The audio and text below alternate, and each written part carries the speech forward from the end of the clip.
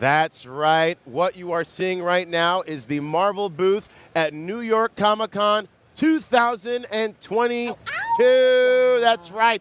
This is Marvel Live presented by Target. Right now, there you see, we're up here in the lounge. You might see our hands. So that's me talking right now like a puppet. What's going on here? Wow, oh, that's me. There we are. Hello. Going on here. Yeah, let me tell you. We are having so much fun. Yes, Oh hello. my gosh. I'm Langston. I'm Raylo. And we are up here in the Marvel Lounge. Ray, how are you today? If I can tell you, I've had a smile nonstop. I mean, yesterday was so much fun. But today, the weekend crowd, I was not prepared. The energy is palpable. Yes. And of course, if you're here, super exciting. However, we are also coming to you, our friends at home. And you can access us at marvel.com/NYCC for all the updates, all the news. You can also chat with us, leave us comments, see what we're up to at the hashtag MarvelNYCC. And you can catch us live streaming from Facebook, Twitter, YouTube, Twitch. And of course, we have so many social updates on Instagram as well, all weekend long.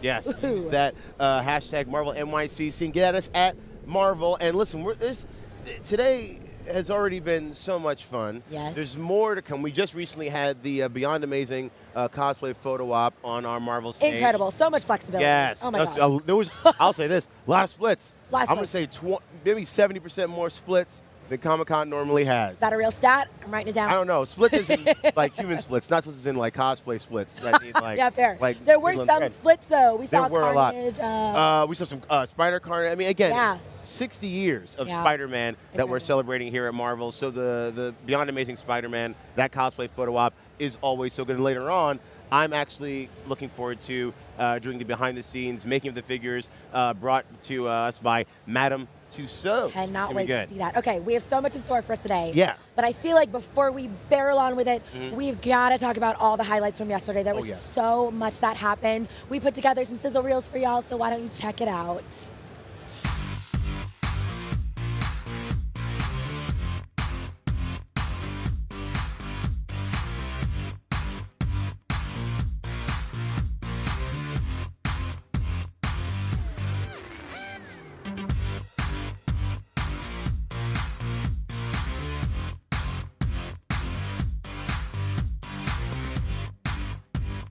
You guys, so this really means a lot. We're excited. We want to do it. Hey, how's it going? I'm Jim Zub, the writer of Marvel's Thunderbolts, and we've got an amazing story unfolding before your very eyes. Hawkeye's trying to make the most of a team that is filled with, let's say, drama, trouble, action, and there's a bunch of secrets and mysteries at the heart of it. I can't wait for you to see how it all rolls out. Sean Isaac's art is to die for, and we've got a story that is going to surprise you. I hope you check it out.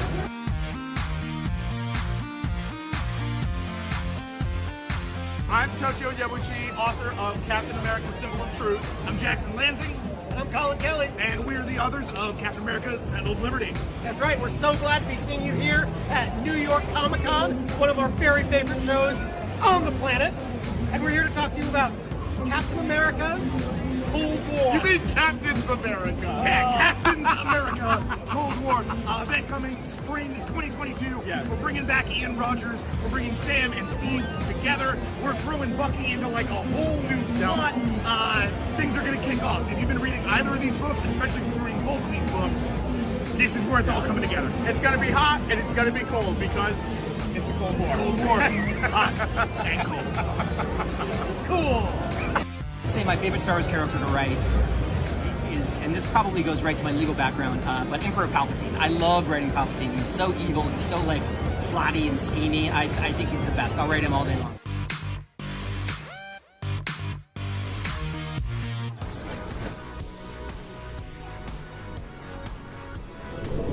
Hey, I'm Anthony White. I'm here from the Bronx. I'm here back at New York Comic Con with all my fellow geeks, absorbing all the wonderful items, the wonderful camaraderie, everything that we get to do once a year as our mecca, our pilgrimage. The main thing I'm looking forward to is being back with everybody, being back together, doing this one more time, and hopefully again next year. Hi, my name is Jodell. I'm from Eatontown, New Jersey, and I'm just excited about just seeing all the Marvel stuff. My name is Chris Hara. I'm from North New Jersey, and at Comic-Con I'm most excited to see the cosplays and do some shopping. My name is Paul. I'm from Queens.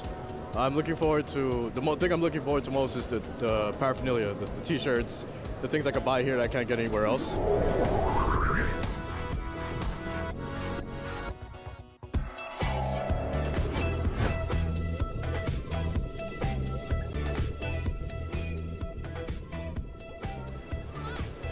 Yeah, what's up, y'all? Welcome back to the Marvel Lounge. I'm Langston. I'm Ray. And we're not alone. We're joined by prolific comic book artist and writer, the one, the only, Ryan Stegman. Pyro. We would have Pyro.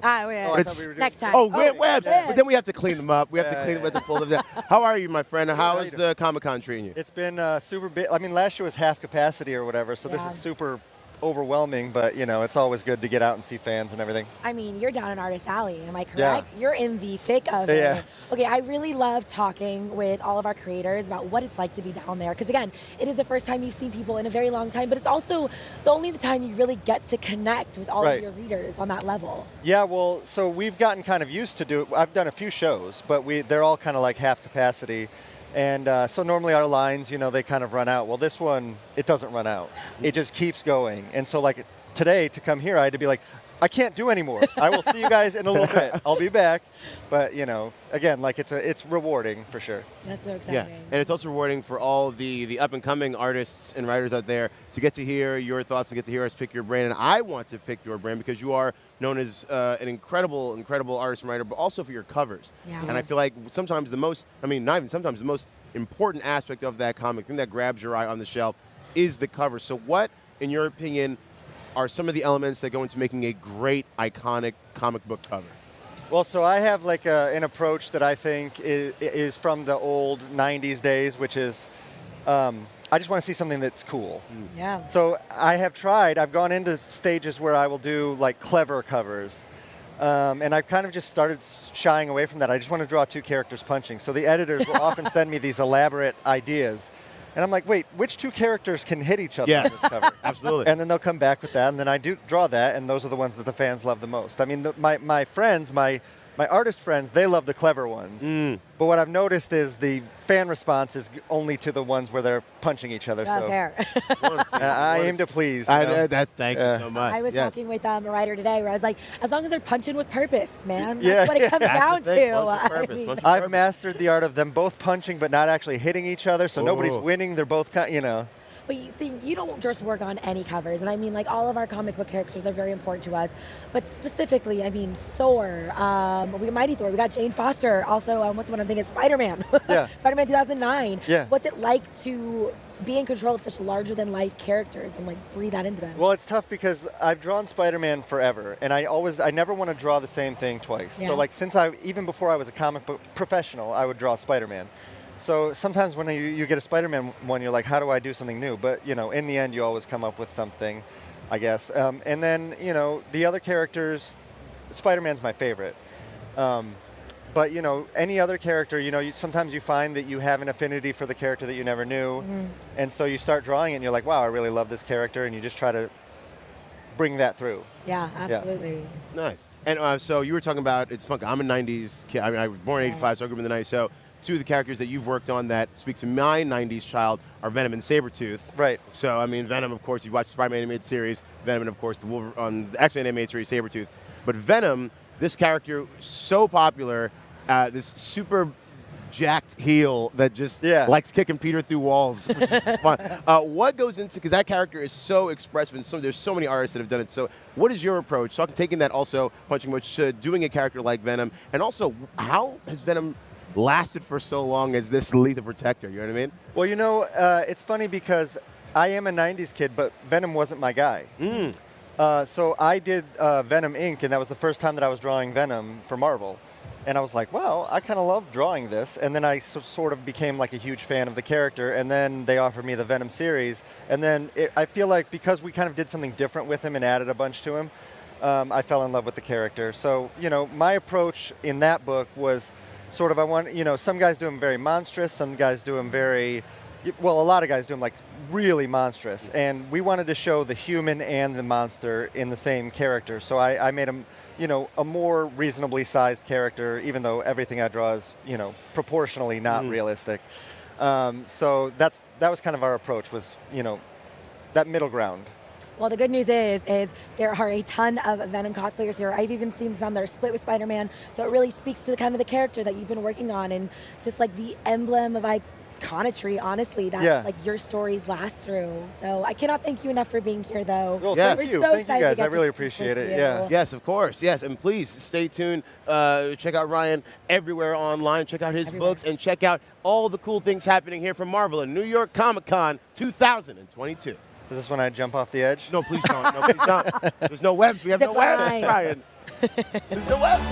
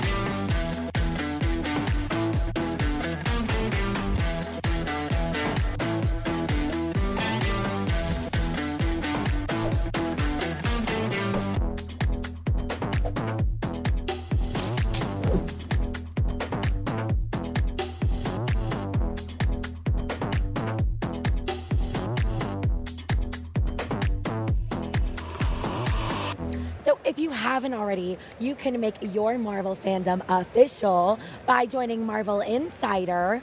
Their insiders earn so many things. I mean, they get points for things Marvel fans actually already do. What is it? Reading articles on Marvel.com, watching videos like this live stream, and playing Marvel games. And then obviously you can use those points for amazing rewards, unique experiences, digital comics, t-shirts, posters, Marvel merchandise. I mean, the list goes on and on. All right. Now listen, if you're already a Marvel Insider, then we've got a special bonus for you. Head on over to marvel.com/insider and enter this code in the NYCC 2022 live stream day code redeem activity. You see that code is LM18. That's your day 2 code. That code is going to give you 1,000 bonus Marvel Insider points. And if you enter all 4 codes from each day of New York Comic Con, you will receive a code for a digital comic, Immortal X-Men #6. So keep it locked here for the rest of the weekend to catch all those other codes so you get that digital comic. Exactly, and like we said, if you aren't already a Marvel Insider, you need to join now to get in on the action.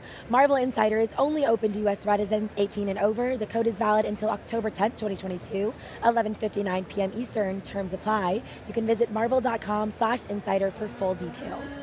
Now, we are here at New York Comic Con in the wonderful Jacob Javits Center, but if you're not here, if you're at home, if you're elsewhere, maybe you're even just right outside, talk to us on social media. We're across all the social media platforms at Marvel, and use that hashtag MarvelNYCC and go to marvel.com/NYCC for all the stuff happening here at the booth, including announcements, releases, and stage shows. And we're actually 7 seconds away from the World of Black Panther trivia, so sharpen your brains and get ready for Wakanda Forever trivia. And this trivia is brought to you by Target. Let's tune in to what's happening down there.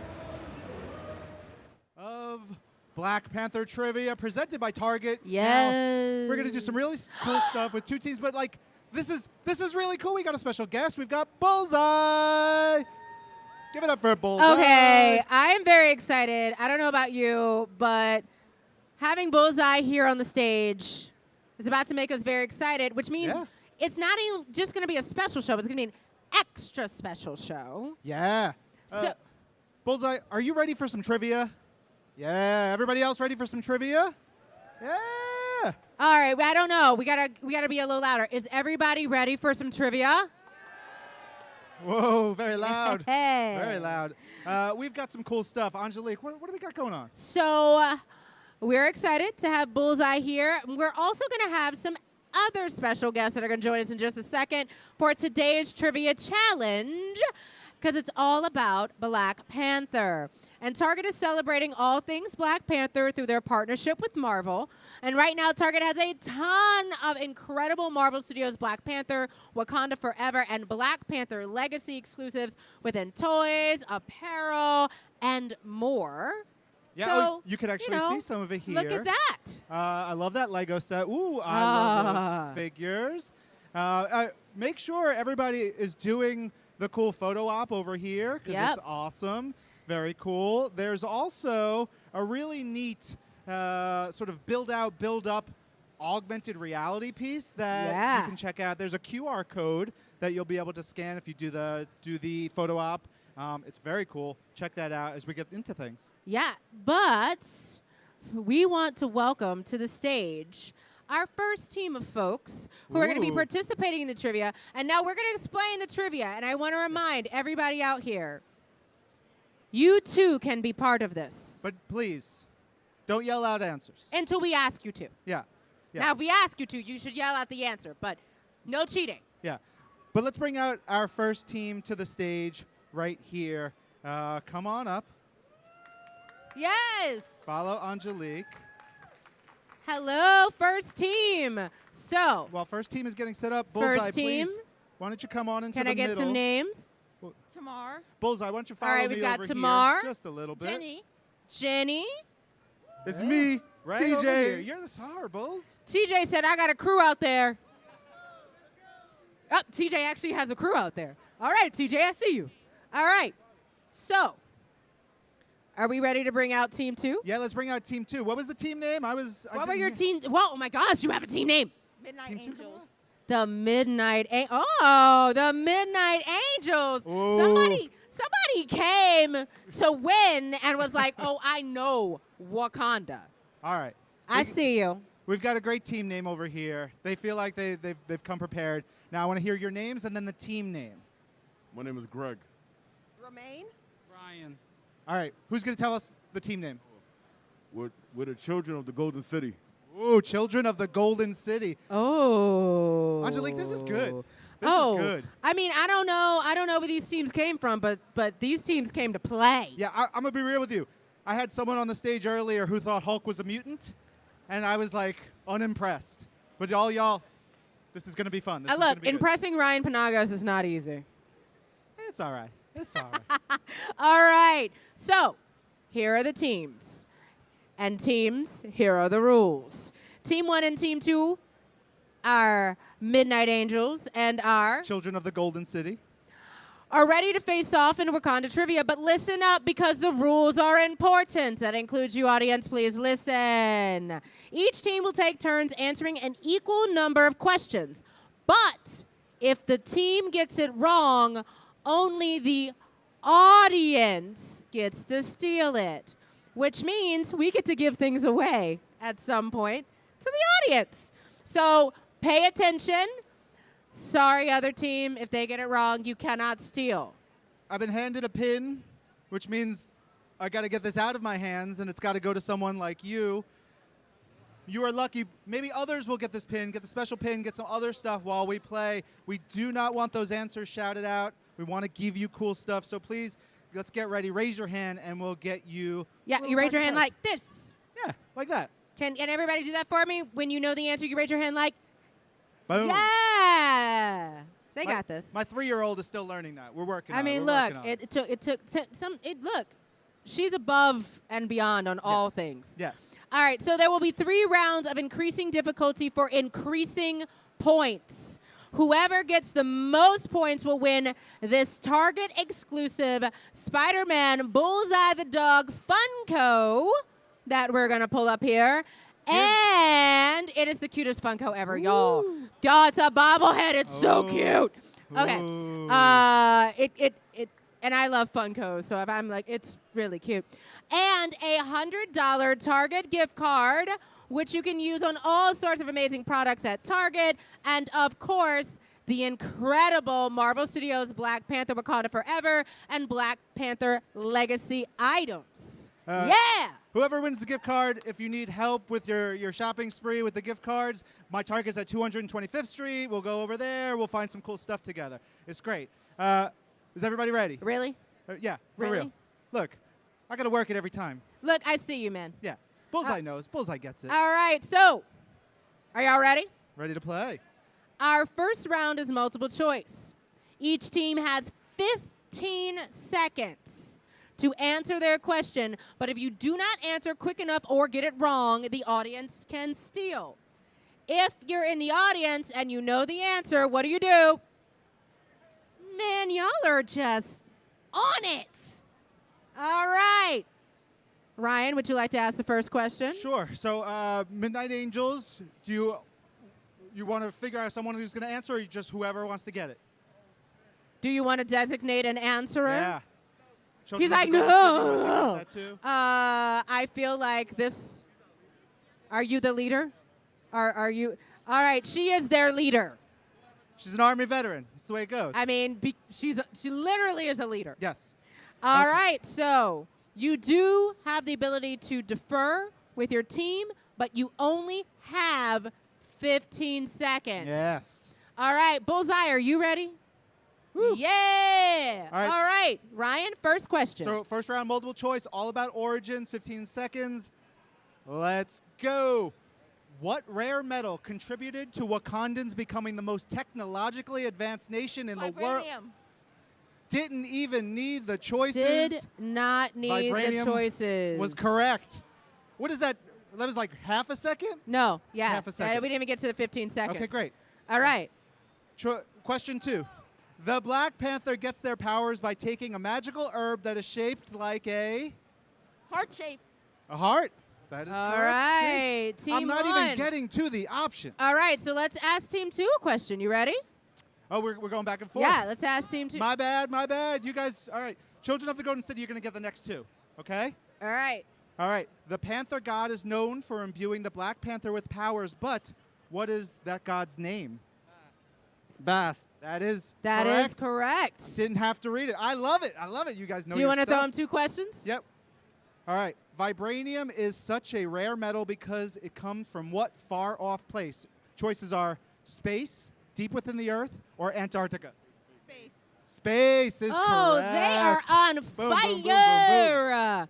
All right. All right. Question 5. How does one get named the Black Panther according to Wakandan law? You got ritual trials, family lineage, or the Panther God chooses them. I heard ritual trials. Boom. That is correct, of course. This is going very well. All right. Team 2. All right. T'Challa's longtime foe, Killmonger.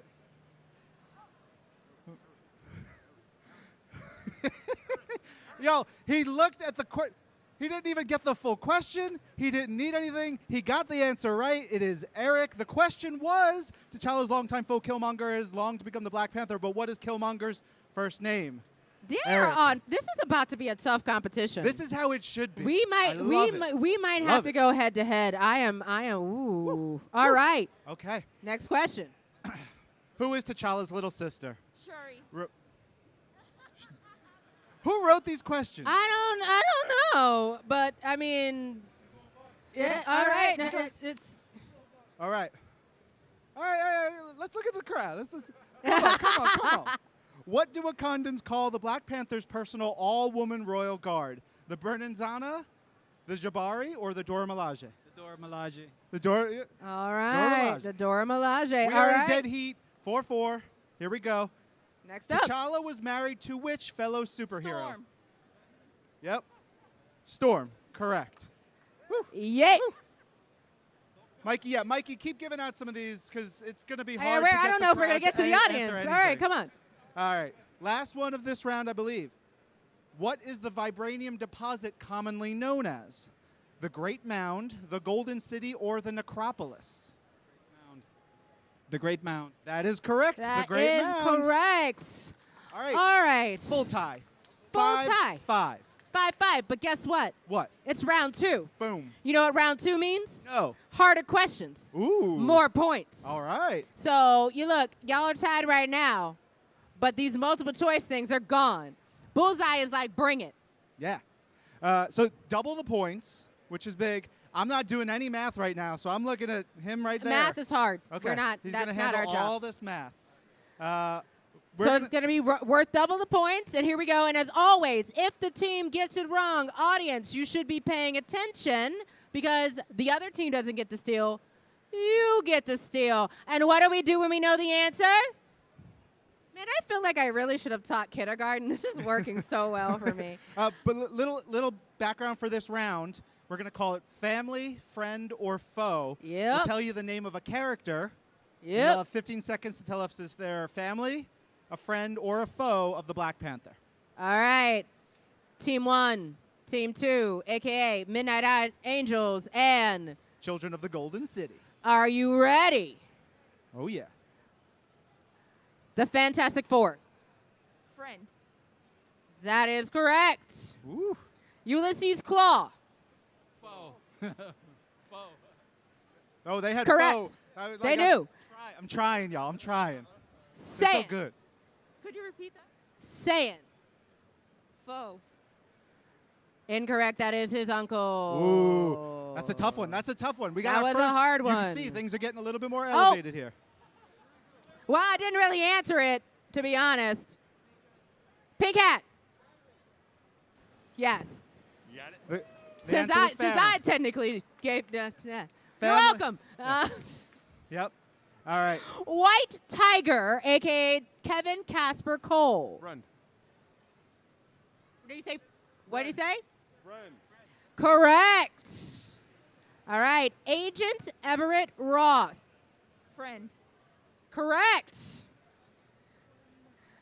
Nyami.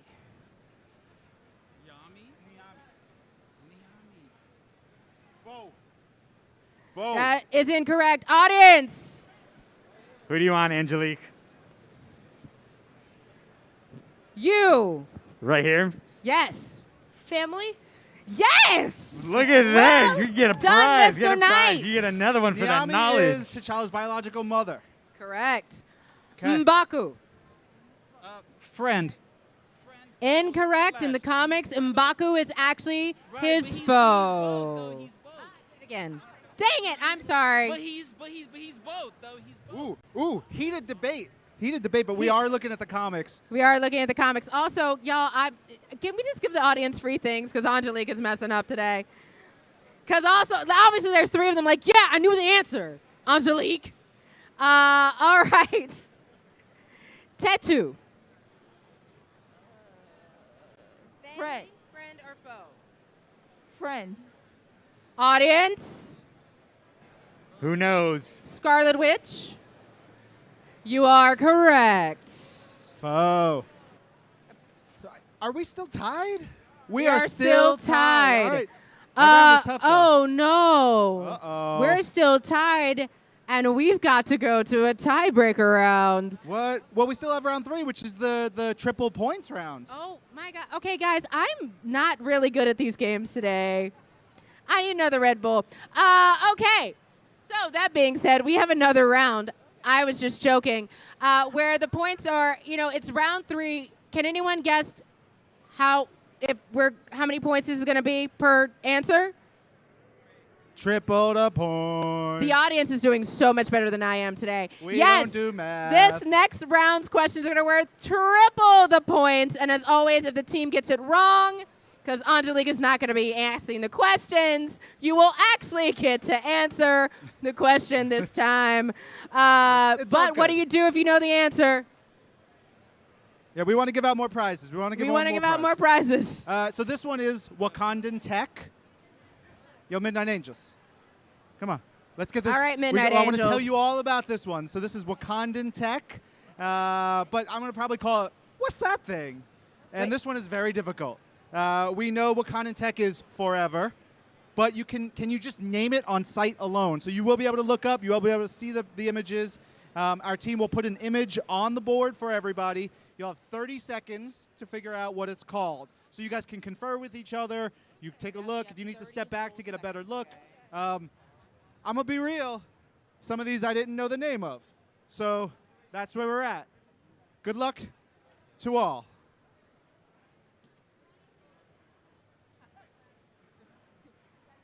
What do we got going on? You ready? Yeah, we're ready. You conferring? Everything good? We're conferring about the conferring. All right, confer about conferring. All right, are you ready, Bullseye? Do you want to start with the Midnight Angels again? Okay. Look, we're going to look up. Show us. What's that thing? What is that thing? And if you need a hint, the hint is this souped-up motorcycle flies for the king of Wakanda. Oh. This souped-up motorcycle flies for the king of Wakanda. Where does it fly, Ryan? That would be kind of giving away some part of it. I know. Yeah. That was it. All right. You have 15 seconds. 15 seconds. Sky bike. Sky bike is correct. Is. Midnight Angels. He was like, Sky bike. And I was like, I can't tell you that it's right. All right. All right. Here we go. All right. Correct. You ready for the next one? All right. What's that thing? We're looking specifically about the thing that shows up in all three pictures. Yeah. The bracelet functions like a super advanced smartphone containing life records of its Wakandan wearer, communications and projection abilities, so much more. Oh, I see some consternation here. I mean, I'm just saying it's one of the things that all Wakandans have. Yeah. Maybe look at the bracelet. What's on it? Think about what's on it. 10 seconds. Yeah, you have to string them together. Yeah. I heard one part of it. All right. Time. 3. It 2. is. All right, give us a guess. The tech beads. Tech beads is close, but Audience? we want to look out here. Audience, anyone think they know? Dude in the headband was... Yeah. It is Kamoyo beads. Kamoyo beads. Kamoyo beads. It was tough. I guess I'm just so used to... All right. I just want to make a short announcement. Yes. Because we want to make sure folks know this gentleman right here is not Marvel staff, but he is wearing a Marvel staff shirt so he could be on stage. Yeah, he probably... So he literally is a fan who guessed that it was the 70s and that we said it flew. And you said sky, and it's a bike?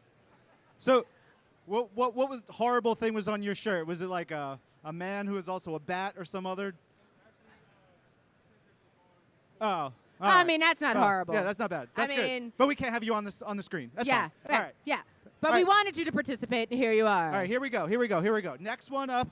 Guys, it's going to get harder. And what's that thing? So we're thinking of the thing that is in the middle of the screen. So it's a bubble-like bike. It's an early Wakandan all-terrain automobile. Yes. Yeah, we say automobile on this card, but I've never seen an automobile like that. I think Bullseye knows, but Bullseye won't tell. All right, we're running out of time. 5.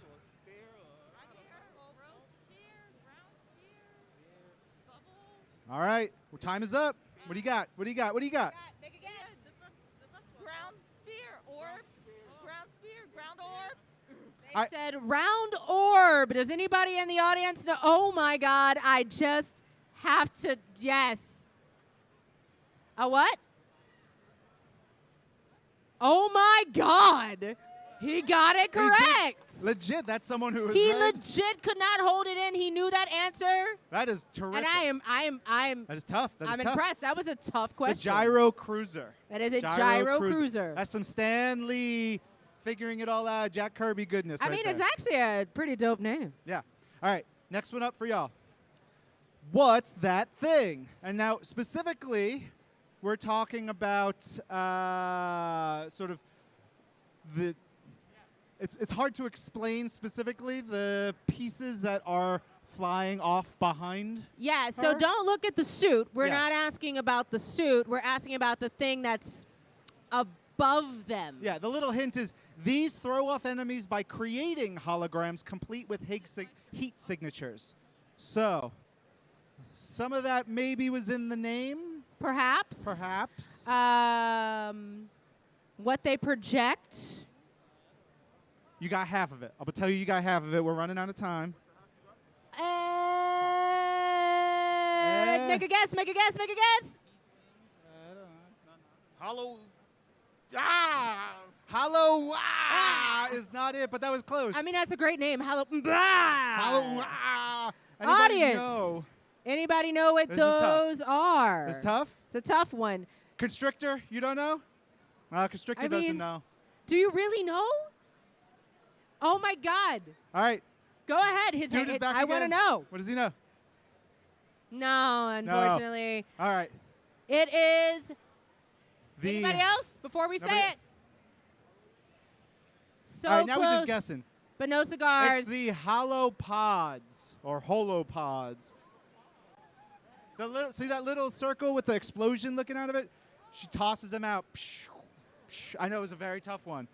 I mean, there's a lot of money in this game. We also had to challenge you. You clearly know, were the just wings. giving out answers Yeah. like it was nothing earlier. All right. Next up for you guys. All right, you ready? Yes. What's that thing? So specifically, we're looking at the yellow spheres that attach to the target's skin and suck out the moisture from the body. So, Dry. Yeah, dry stuff. Arid. Light. Sun balls, sunburst, Mm. That's one word. flame. It seems like they got maybe half of it. They got half of it. Heat. They're reasoning it out right now. They're figuring it out. They're working it. What's our time? What's our time? 5, 4, 3, 2, 1. I got heat balls. You know what? Heat balls is a very different conversation than we're having on the stage right now. Who wants to give it a shot? Anybody? All right, what do you got? I'm not saying what you just said, young man. Anybody else want to give me something that is a little bit more family friendly? Anybody else? What? Heat orbs. That was a good shot? No. These are the desert suns. Desert suns. All right. Whew, tough one. Tough one. Now we have one more. One more question. One more. All right. You guys ready? All right. What's that thing? So we're looking for the flight-capable battle armor that was created for the Dora Milaje and was used to dispense vigilante justice. Do not say a thing. They're looking at, he was looking at me. What do you guys think? These suits of armor.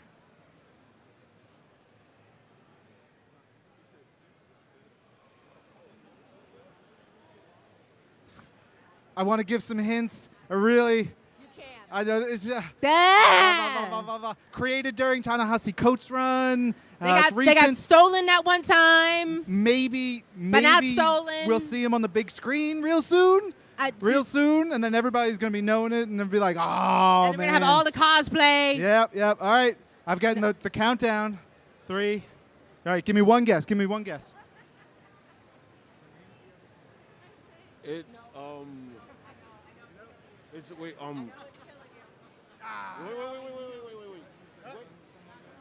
No. All right. All right, we got to go to the Audience, can you guess what is that on the screen?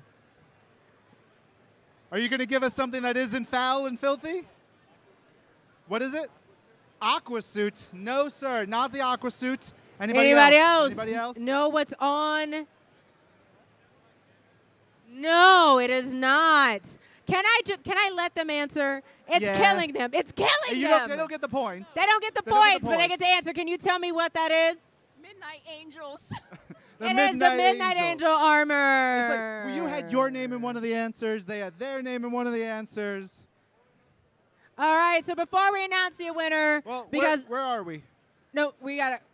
We got a winner? So before we announce the winner, Okay. Oh. since Angelique could not remember to wait and just wanted to answer things, we're going to give the audience one more opportunity to get some free stuff. Let's just give it out. Let's just give some free All stuff right, out. so what we're going to do, we're just going to give it out. But if you know a name of a Black Panther, any Black Panther, yell it out, and Mikey's going to bring you a pen. And there are a lot of Black Panthers, yo. Oh, or Mary. Hi, Mary. Everyone say hi, Mary. What's that? Be very nice to Mary. So as our math people are mathing, Mary's going to hand out a couple buttons. And I want to say so many thank yous to our sponsor, Target. Thank you for being here, Bullseye. Yeah, Bullseye. Bullseye's Thanks, been up Bullseye. here cheering along. Yeah. You know, making sure our teams felt welcome. I heard at least 4 or 5 Black Panthers from over here, from the Oh, man, Children of the Golden City. They had All right, they had at least 4 or 5. yeah, they had 4 or 5. They were doing real I'm well. actually, look, it was a tough round. Yeah, last round was very tough. Very I mean, y'all got a little comfortable because the first round felt easy. Yeah. And our people who made questions were like, Do we have a definitive score? the math people are mathing. I Math. think the math people have Math me, mathed. Benjamin.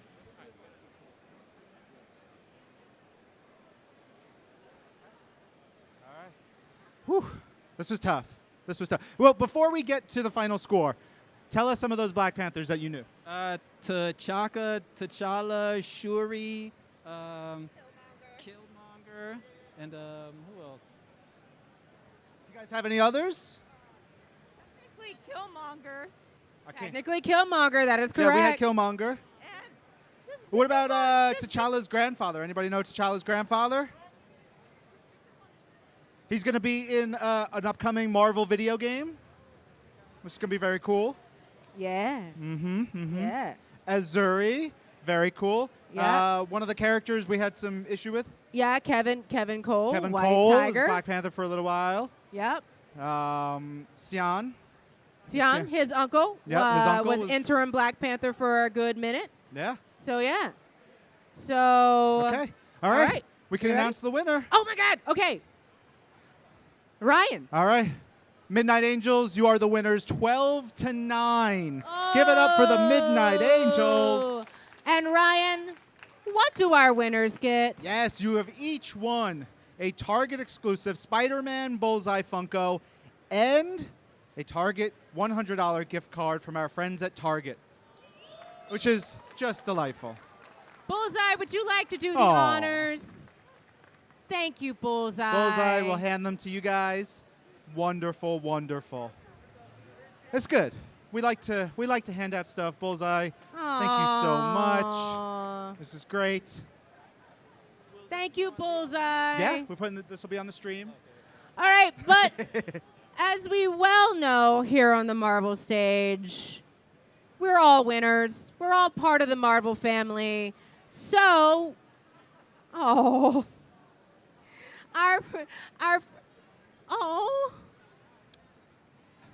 I was just told by Bullseye through telepathy because we have a $100 gift card for everyone here on stage, You're welcome.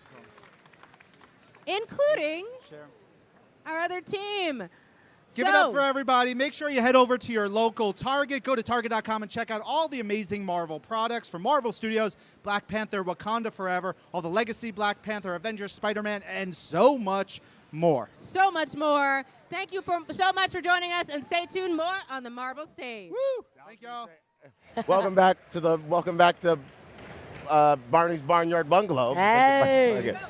Hey, this is it. We are here at the Marvel booth. Welcome back to the Marvel Lounge, presented by Target. I'm Langston. I'm Ray. And you just saw the World of Black Panther trivia. The showdown. Yeah, it was a showdown. It was tense. I mean, when it comes to trivia, with Marvel fans, it gets heated. It's does. gotten heated here, even on this very in this very lounge. It's gotten heated. I believe with some of it. the trivia. I see But blood. Blood of the brains. Blood of the brains. No. It's just the carpet. No. How are you? How has your day been? What's going on? Oh, listen, we were just talking about the fact that, again, 'tis a marathon. It is. This morning, I got to talk to some amazing people. I got to talk to some amazing fans and a ton of cosplay, which we will be able to show y'all later. I mean, everyone came out in dressed to the nines, as you can say, in cosplay. There have been some father-daughter duos doing Guardians of the Galaxy. I've seen so many niche Miss Marvel costumes, again, as in addition to yesterday. You know, we have so much to keep up with here with all of the fans who are at the con, but obviously we are also coming to you live on all of our social media platforms. We're currently here streaming off of YouTube, Facebook, Twitter, Twitch, yes, and we got social on Instagram. And of course, if you want to talk to us, you can use the hashtag MarvelNYCC, and you can follow along with all the Marvel news and updates on Comic-Con at marvel.com/NYCC, and we're going to be doing that through Sunday. And again, have a conversation with us because we are actually reading your comments, and we are in fact going to be reading your comments. You know what? I say we do it now. You know what? We should. You know, let's be social. We keep telling you to send and use that hashtag. Some of y'all been doing it. So of course we have some people from YouTube. Wish I was there. From a couple from Twitch. Looks like everyone's having so much fun. We are. Thank you. What else? Facebook would love us to say hello to our fans on Facebook. Hello, specifically. Facebook. What's happening? Hey, Facebook? fans. What's happening? What's happening? Please look up while you're walking. Wherever, if you're looking at this and you're walking, glance up every once in a while. This is a good one from YouTube. What's y'all's favorite Avenger? Mine's Thor. Well, it's varied because so many characters have been Avengers. Yeah. Also, which Thor? I mean, which Thor? That's right. Be specific. We're nerds. It's fine. So I gotta say. I mean, Black Panther, of course, is my favorite Avenger, but I did also love when Spider-Man joined the new Avengers, and he got to live in the mansion, and he was just really happy to be living in a sweet spot, and he brought his aunt and Mary Jane along, and they were like, he's like, hey, we moving up, we moving up. We got the house with the big A on the side. It's very nice. What about you? Okay. Honestly, Iron Man. I know he's a leader, and that feels like a con saying that since everyone just got to know him from the films, but you know, forever, he's had such an intelligent mind with the way that he does things, and later on he creates everyone's different mock suits, or at least that is the starting ground for all that. So he's really innovative in the way that they're bringing technology to all of the superheroes, and it shows that you don't have to be born with superpowers to be a superhero. True. You can make it happen for yourself. Yeah, so actually, let's talk about the another cool thing that happened yesterday. Our very own Angelique Roche went to the Black Panther panel, and there was a lot of cool stuff. So there's a lot. I mean, she's been giving us all the scuba you see, all of like the photo. And it was featuring 4 different award-winning writers. There was Evan Narcisse, who actually did the world of Wakanda and has done plenty more, including the Rise of Black Panther, the Wakanda Atlas. There was Kamara Horn, who did the Protectors of Wakanda and Marvel Voices, which Angelique Roche works on as well. Yeah, well, Nelson, the writers talk about all the brand new books, like adding to the Wakanda mythos and the legacy of all these characters that make up the wonderful, wonderful world of Wakanda. And most of the books are available now, actually, wherever you get your books. Fred's book actually comes out November 1st, my birthday month. And they also talked about the importance of writers of color, adding to the Marvel mythos as a whole. I was actually there. Yes. I went to go see it, obviously. Angelique's biggest fan. Love you. Front row and center. And it was such an incredible conversation. I mean, they were talking about what it's like to bring representation of people of color to be writing these stories, because Black Panther, the original writers, didn't necessarily have that same insight. You know, it was a traditional Marvel team. And as those stories for all of the Black Panthers have grown, we've seen Shuri, we've seen so many come in. They've been so inclusionary about bringing in writers who have the right perspective to add to that. So honestly, like, that may have been the best panel that I've been to so far, but there's so much else that has been happening. I think we need to take a look at what's been going on, what was going on at the Marvel booth all of yesterday. Oh, Let's check in with that now. Let's take a look at day one, right? Yeah. Let's take a trip back in time.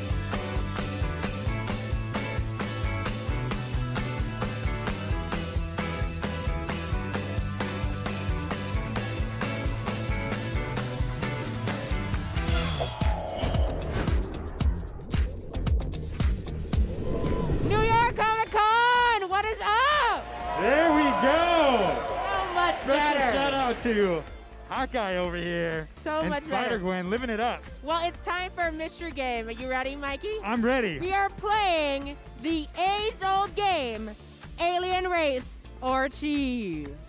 We are going to give you a word. And then you, my friends, are going to tell us whether or not it's an alien race or is it cheese? The first clue is going to be Emmental. Alien race or cheese? Emmental. We also have it right up there on the screen for you. Alien. That is incorrect. It is, in fact, a cheese. Next one, Bonabi. Alien race. You are correct. What do we got? It's It's alien. We have 1 point for the long shot for Mike over here. Next up, are you ready? I'm ready. Shirty. I will go with alien. Incorrect. It is It's a cheese. You got to try it on a sandwich. It's pretty delectable. Idam. I'm gonna say cheese. You are correct. It is a cheese. There you go. Now you're back on track. This is easy stuff we're going on. The next word is Kodabak. Alien. Hold on. If you think it's an alien race, make some noise. Okay. If you think it's a cheese. I'm going to go with alien race. I think long shot's right. It is an alien race. Alien race. There we go. Domiati. Is it an alien race or is it a cheese? Alien. Oh, you should have followed the It's a cheese. stage left. It's a real stinker. It's a cheese. It's all right. Oh. Hey, I got jokes all night long. All right. I just wanted to come and hijack this. I want to hear everybody say alien race or cheese. Can you do that with us? Alien race or cheese.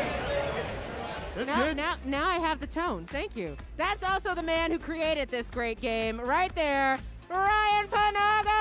Yeah, Agent N himself. And we're going to whether he is an alien race or cheese later. Wait, is Ryan Panagos an alien race or is he cheese? Cheese, 100%. That the is best correct. kind. Milvin Kasi. Milvin Kasi.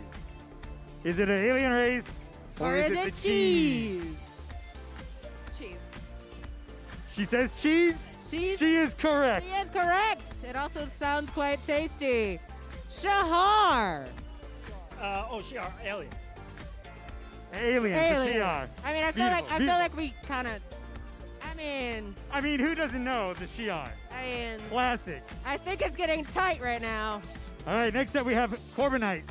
Alien race or is it a cheese? Alien. Any Alien way you race? slice it, it's an alien. It's a pretty close race. Let's Next wrap up. We have Kasu Marzu. Alien race or cheese? Cheese. He's on fire, ladies and gentlemen. Correct. This man knows his cheeses. Limburger. Cheese. Easy, no pressure. Cheese it is. There's one single solitary audience member that was like, alien! All right, the for final last one. Here we go. It's going to be Kotati. Is it a cheese or is it an alien race? Alien. Bring us You home. are It is alien. Congratulations. Let's give it up for our 3 incredible winners.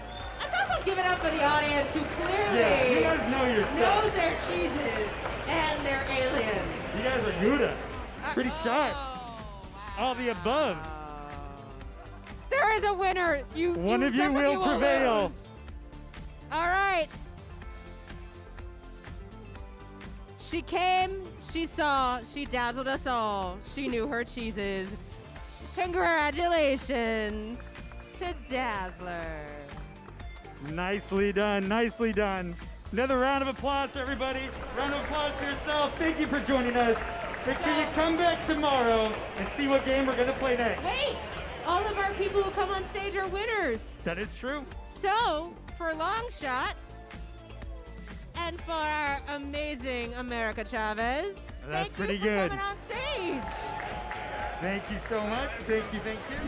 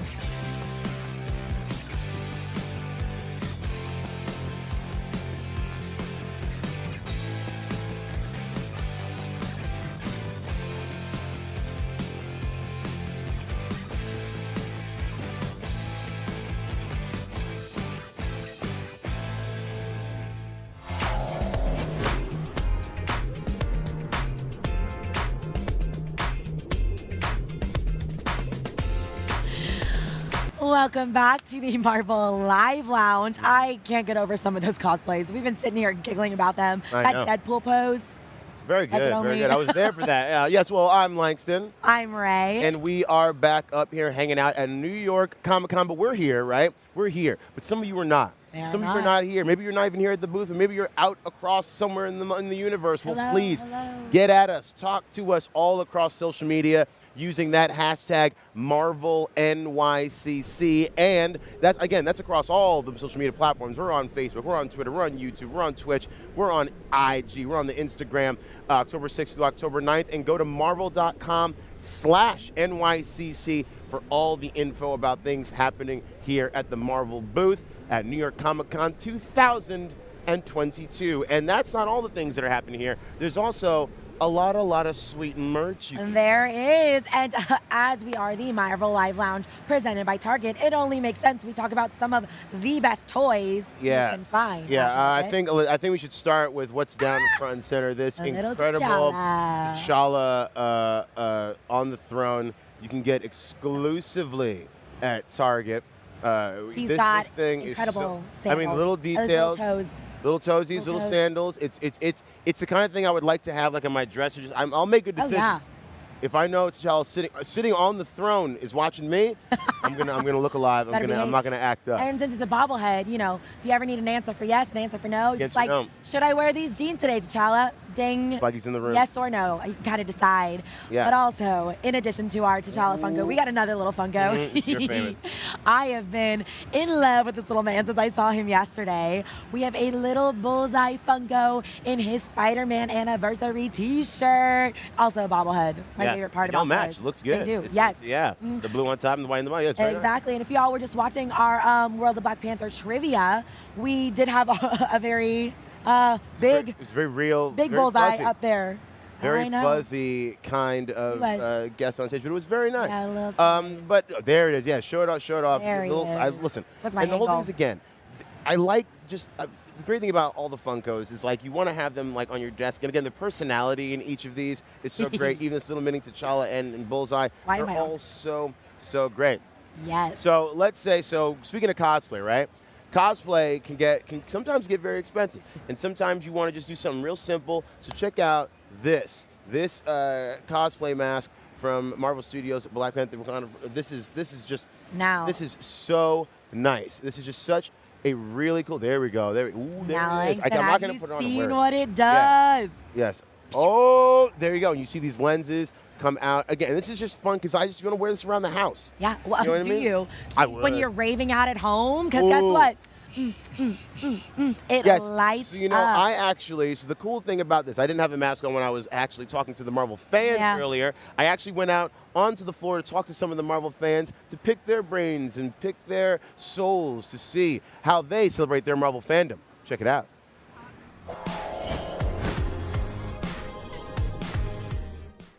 What's up, Marvelites? Langston Belton here at New York Comic Con 2022. And now, the Marvel Universe is home to a myriad of monsters, but three bands maybe reign supreme. Marvel Werewolves, Marvel Zombies, and Marvel Vampires. So I'm asking the Marvel faithful, which is the best? Let's find out. What's the best? Marvel Vampires, Marvel Zombies, or Marvel Werewolves? Zombies all the way. Why zombies? They're just iconic. You got Morbius as a vampire, you got Werewolf by Night, but everybody's a zombie. Hey, that's nice. Everybody's a zombie. I gotta go with Marvel Werewolves. Oh, why werewolves? I don't know, there's just something more dangerous about the sound of it. I'm gonna say Marvel Zombies because you don't have to feel bad when you chop their heads off. You don't feel bad when you. Well, I'm sold. I'm gonna go with Marvel Werewolves since we got Marvel Werewolf by Night. You going with the current events? I'm going with the current events. Stay current, Sean. Gotta go with werewolves. Why werewolves? The inner beast, I would say it's more of a metaphor of the inner beast in us. I would like to go with vampires because I feel that they just sneak up on you, and they just, they get you. Yeah, they scare you out of nowhere. Ah, the Marvel fans never letting me down. I had a monstrously good time talking to all of you, and be sure to check out all the cool things happening here at the convention by going to marvel.com/NYCC and talk to us on social media using that hashtag MarvelNYCC. Until next time, I'm Langston. I'm gonna go find some more monsters, but this is Marvel, your universe.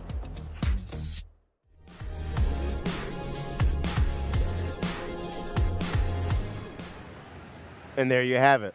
It was super fun. It was super. I love Hey, it. listen. So let me ask you a question. Marvel vampires, Marvel werewolves, Marvel zombies. You go, please. Oh, vampires all the Why way, vampires? baby. There's something blood-sucking and soul-sucking about it. Listen, we got a lot of Marvel zombies. Yeah. Oh, here we go. Right now, we're going live to the Marvel stage. Breaking news: Pablo Leon's Miles Morales Stranger Tides signing starts right now. Let's go check it out. What are we doing? Yes. Do we have any Spider-Verse fans out there? All right. I'm sorry. I get real quick. Can we run that back real quick? I didn't say Spider-Verse correctly. Do we have any Spider-Verse fans out there? There we go. Shout out to Spider editor Nick Lowe for that one. Do we have any Miles Morales fans out there? All right, so you're going to want to come all the way forward. We have a very awesome signing going on. If you want to make your way to the Marvel VV booth, and please put your hands together as we welcome the ever-talented artist, Pablo Leon. Give it up, Pablo. It's so great to have you here. All right, so Pablo is the artist on Miles Morales Stranger Tides, which is the second middle grade original graphic novel from Scholastic. So first, Pablo, I just want to know, how you doing? How's your con been? Hectic but good. Here, let me check this real quick. There you go. It's been very hectic, but good. You know, I haven't been in a big crowd like this in a while, so.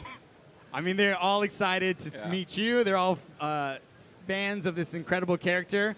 So in just a few moments, we're going to be letting you sign this piece of artwork, which is truly fantastic. Or if you have the book, Pablo will also sign that as well. But what can you tell us about this piece of artwork? Oh, yeah. Like all of us, I watched the Spider-Verse, and I went home and I drew a ton of fan art. So keep making fan art, because that's how you get jobs. And then I got hired for this. But yeah, no, it's all about like forms and readability. So that was pretty much all I wanted just going in. Yeah, no, it reads really well. You have great highlights to really make Miles pop from the background, which is awesome. So Miles Morales Stranger Tides, it's the second original graphic novel from Scholastic. Can you tell us about the first original graphic novel and what Miles was up to then? Yeah, Shockwaves was labor of love. It was all about exploring Miles' Puerto Rican identity, which it's often very overlooked. It's a very important part of what his character is. So I was really happy to like go in and like add a little bit of what I thought would be great for the character. So, and then he starts out as a frustrated artist. So I know the feeling on that one. So can you relate yeah. a little bit, maybe too much at times? Oh yeah. But you are successful. Your art is absolutely beautiful. Yeah, and then he ends, in a good note. So everything ends well. Yeah. So. Do we have any artists out there like Pablo and like Miles? Yeah, a little bit. Show of hands, looking really good. Cool. And so in the first book, it has some really, really incredible, fun, young villains around. So you and the writer, Justin Reynolds, are you going to be adding more characters to Miles Morales' world in the second go-around? Not that maybe one or two. One or two? Yeah, they've shown up before. I don't want to spoil it. Okay. But they do a lot of great things with the ones that we have already. So. Mm-hmm. And out of all the things that you have drawn in this series, what is the thing that you love? What makes you come back and excited to dive into the world of Miles Morales every single time? I'm a masochist. I really love drawing cities and buildings, and that is like my bread and butter. So it's always about that. It's always about just drawing the city. Yeah. So, yeah. No, I commend you. Drawing cities and all that stuff. It takes a special type of talent to get it done right and to like truly enjoy it all. So this book just came out this week, isn't that correct? No, I think it comes out next month. Oh, next month? All Yeah. right. Well, what are you most excited for fans to experience?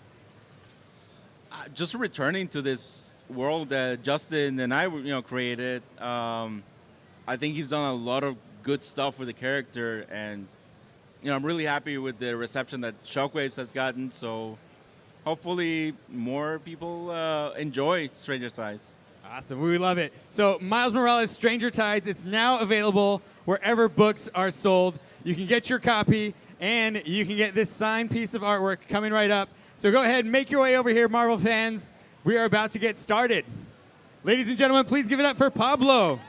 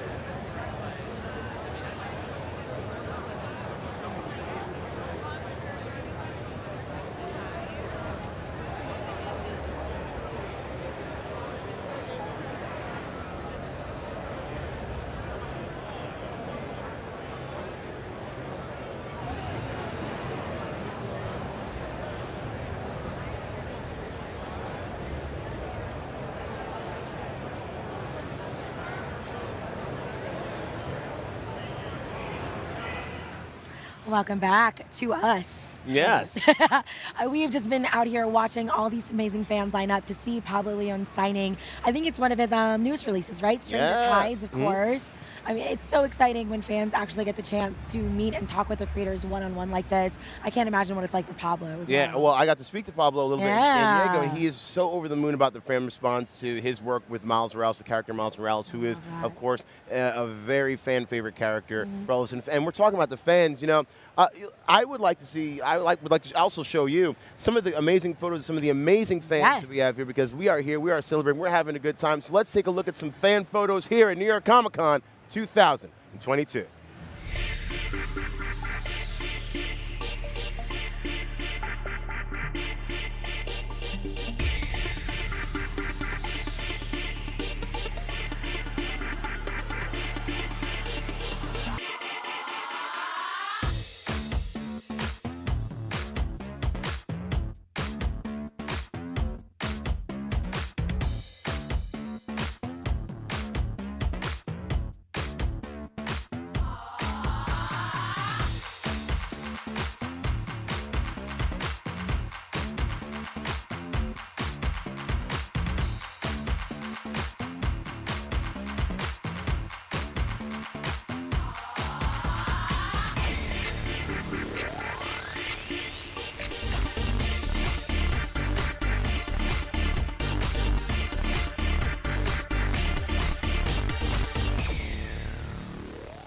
Hello, hello, Marvelites. I am joined here by some of our friends at Hasbro. I have Ryan Ting, who is the Senior Manager for Marketing, and I have Dwight Stahl, who is a Principal Designer, if I'm correct, yes? Okay, we're about to talk about my favorite topic of all time, toys. I wait for this every con. I wait for this for every merch drop, and we have some super sick, souped out muscle cars, if I remember, because we are celebrating the 50th anniversary of Ghost Rider. Correct. So we have some very customized cars with us. But before we even get into that, I have to ask, yes, we're celebrating the 50th anniversary, but why Ghost Rider, of all things? So first of all, thanks for having us, Ray, and it's awesome for us to be back here at New York Comic Con. And yeah, it's a big year for Ghost Rider. We're going to talk about this awesome HasLab, but I think, you know, what we really wanted to do was take HasLab to the next level and do a vehicle for the first time. HasLab, for those of you guys who don't know, is Hasbro Pulse's platform to bring dream items to life. Things that are, you know, maybe you couldn't sell at a normal traditional retail channel. So as we'll get into, this car has so many amazing features, but yeah, that's why we chose a vehicle for the first time. We had previously done things like a Galactus or a Sentinel, which were awesome, and those were, you know, great successful projects, but now our attention here is with the Engine of Vengeance, right, Dwight? Correct, yeah, and when we get to the vehicles, it's like, what's that right size that's also impressive and big and different, and something new and something fresh, and that's why we thought with Ghost Rider's anniversary and with Robbie Ray as being one of the newer Ghost Riders, it was something a little bit different, where the other two are very much rooted in classic lore. This guy's a little bit more modern, which is kind of fun to do something with a more modern twist, you know, with a different, you know, a different Ghost Rider from a different background. It's just kind of fun to celebrate some newness in Marvel. Because it does come from the all-new Ghost Rider, which came out in 2014, so that does hit on the modern era of it. Yeah. Do y'all want to run us through some of the specs of the toys? Yeah. So guys, this is crowdfunding now, and the campaign is running through October 31st. But let's just jump into the car. So Dwight, why don't you fire it up here as I give him the overview, all right? All right, yeah. All right, so this is a full-scale, 1/12 scale muscle car here, Robbie Reyes' Engine of Vengeance. Dwight just booted it up. You see it's a 19-inch long, you know, fully detailed car. It's got this amazing LED light package with, you know, light effects on the tires, the tailpipes. We've got some risers. So Dwight, talk them through kind of all the features here, I guess. Yeah, this thing's, for those people who've had the chance to come to the con, they've realized this thing is a lot bigger than the pictures that kind of, that they felt it was when they were looking at it with just the pictures on screen. So if you're here, please stop by the Marvel booth and check it out. But this thing's great. It's fully detailed inside and out. It's got opening trunk, it's got Ghost Rider up front, and Ghost Rider comes with the extra parts to transform him, as we do a typical Legends figure, into Robbie Reyes. So the hood and the Robbie head are included. He's got extra tools, he's got his typical chain weapons, all the translucencies, all the glowing tail lights, brake lights. It has an awesome glowing flickering grille on the front end of this thing.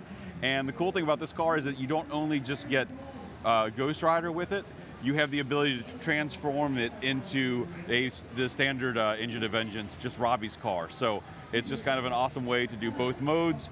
It gives you an awesome large-scale muscle car to add to the 1/12 collection, which is something that doesn't really exist in a lot of ways yet.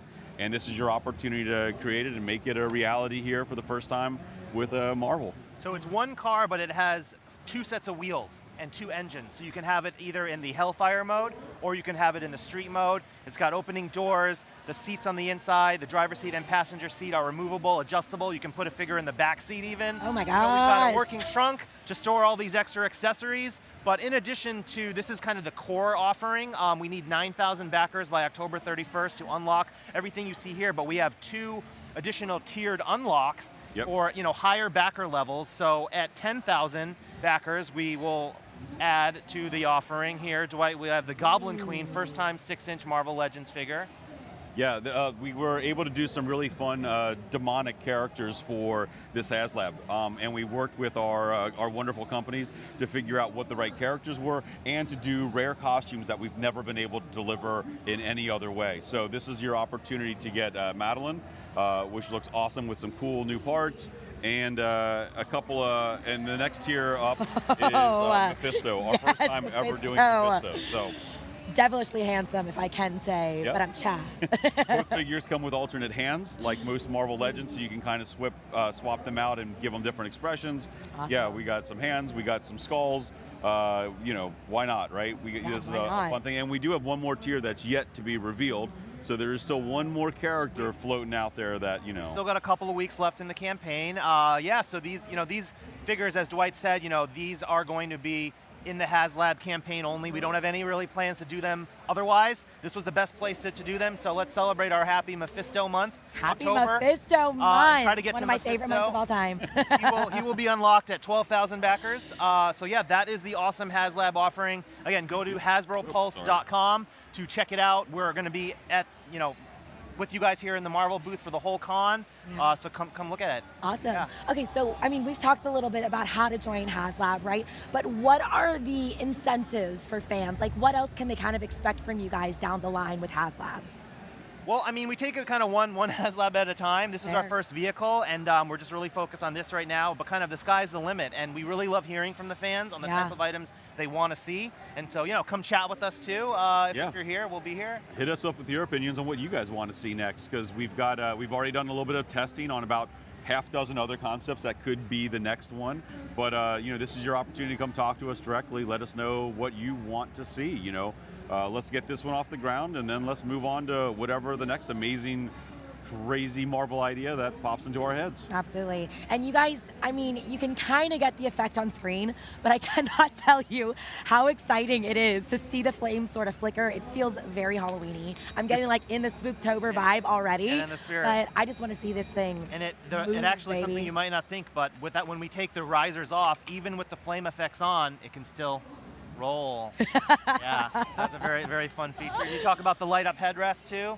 Oh, that's right, yeah. While it's always important that a car rolls, there is an LED in the back of Ghost Rider's headrest. So when Ghost Rider is in the driver's seat, he will have that glow to him to match the rest of the hellfire that's all over this car. Incredible. So I hear you guys brought some toys from some other tiers for us to show off. We did bring some other stuff too. So we just had a Hasbro PulseCon on September 30th, with all the brands, including Marvel Legends team. We did a bunch of reveals, so we wanted just to quickly recap some of those items. First up, why don't we start nostalgic? I think everyone's kind of a fan of the 90s X-Men, so we've been doing these really fun kind of cell-shaded figures, right, in VHS-inspired packaging. So we revealed Cyclops. This is the latest in the line. It's an all-new, or I should say a new build formula for Cyclops we're excited about. Dwight? Yeah, whenever we get a chance to do a figure that we've done in the past and update him, we always like to try to figure out how we can raise the bar. This Cyclops has got a ton of new parts onto him. All of his bands are keyed to him. So previous versions, those things were just kind of on there and they would flop around his ankles. These are not going anywhere. They are all at the articulation brakes. They're keyed into place. He's got all of the pinless or double articulation that you'd want, but a far, far superior upgrade from what you might have had from the past. It's sick. I love it. I love just the fingers right on the temple, baby. He's only got one move. Also, this is making me feel so many feels. The true nostalgia, it really feels like I'm holding a VHS tape. I want to slot this right next to all my Dumbos, all my little full seasons of the X-Men cartoon show that I used to watch. This is wild. This is going to be incredible. Is there only going to be the Cyclops edition? No, so he was actually the 8th one, the final one this year. We've had, Wolverine, Jubilee, Storm, Jean Grey, Mr. Sinister, Mystique, Morph even. And so they all look really great lined up on your shelf in those. I was like, full collection. I know, we got to get a box set to go over now, honestly. That would be really fun. I'll join the team. Don't worry about it. The other item here, too, is also very nostalgic for the 90s. So this is our, kind of Toy Biz inspired Iron Man, but in Marvel Legends 6-inch form. He comes on this gorgeous blister card, very reminiscent of the original, 1990s-esque Toy Biz line look. But what's really cool, I think Dwight's favorite piece, this awesome accessory that comes in its own separate box. Comes in its own separate box here, but once you get it out and you can pose it next to Iron Man, it's his plasma cannon. Massive cannon, awesome Iron Man, the best mullet we've done to date. In action figure form. Best mullet.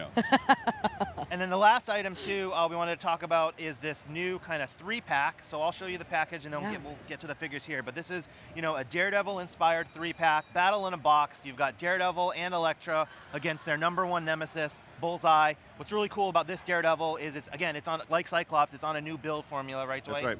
If we're bringing these guys back, we want to upgrade. We might make them better than you've ever had them before. This is our first ever super articulated Daredevil with a double articulation brake. He's even got toes, lots of double joints, lots of accessories new. I'm going to smack you in the back of the head, batons, everything that you would need.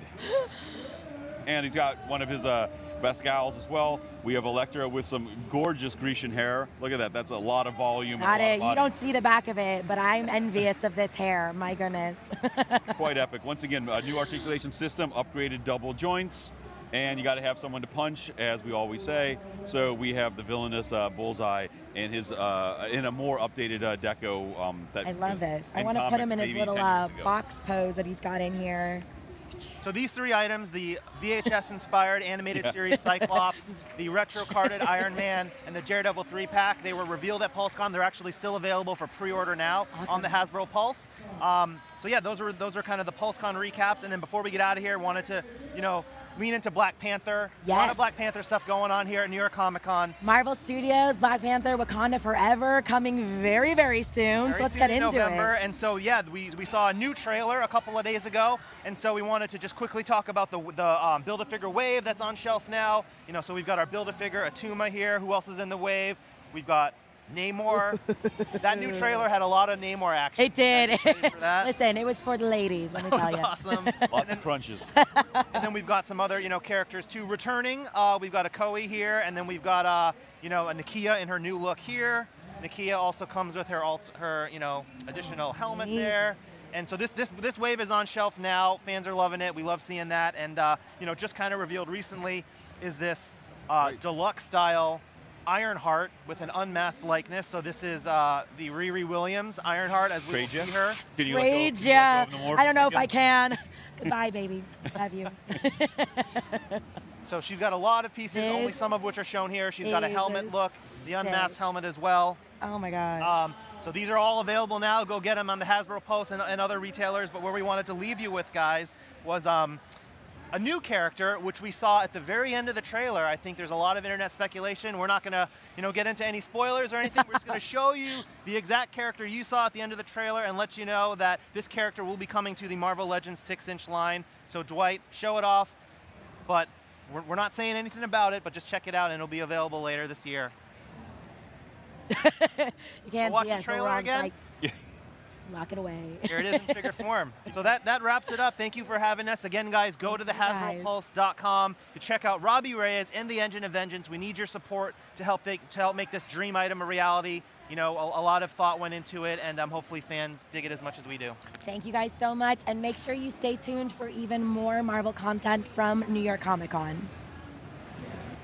Too much fun playing with toys, but look at this crowd, Langston, and our little hands. That's us. We're up here in the Marvel Live Lounge. We are hanging out. As you can see, the bustling activity beneath us as all of the Marvel fans are flocking to the Marvel booth here in New York Comic Con. There you can see a little photo op you can take. You can actually make yourself an action figure. Super cool. You can look like what we just saw. Yeah, I'm very jealous of. There was a lot of action figures you were playing with that I was very excited. I'm very excited that I couldn't have that Cyclops. Anyone who knows me knows that I need that Cyclops. We'll find a way. And the little proton kit. Come on, we can't talk about sick. The packaging. Yes. Well, listen. So if you're not already a Marvel insider, you need to do so, because we have a great thing coming to you from Marvel Insider. Now listen, Marvel Insiders, right? You're going to gain points for things that you already do. I'm talking about playing games, reading articles on Marvel.com, maybe even watching this live stream. All those things that you do, you're going to be getting points, right? So now if you're already a Marvel Insider, we got a really great special bonus for you, because we have a code for you to put in that if you go to marvel.com/insider and you put in that code, the day 2 code is going to be, as you see, LM18. You put in that code, and this code is going to give you 1,000 bonus Marvel Insider points. And if you enter all 4 codes from each day of New York Comic Con, you're going to receive a code for a digital comic, Immortal X-Men #6. So keep it locked here for the rest of the weekend to get those other codes. You put in all 4, and you're going to get that incredible X-Men comic. And just remember, if you aren't already a Marvel Insider, you need to join now to get in on the action. It is never too late. You're already here. We already know that you're a fan, so do it now. And Marvel Insider is only open to U.S. residents 18 and over. The code will be valid until October 10th, 2022, 11:59 p.m. Eastern. Terms apply. Visit marvel.com/insider for full details. But we can tell you how exciting being a Marvel Insider is, or you can just watch all the goodies you can get from being a Marvel Insider. Check it out now.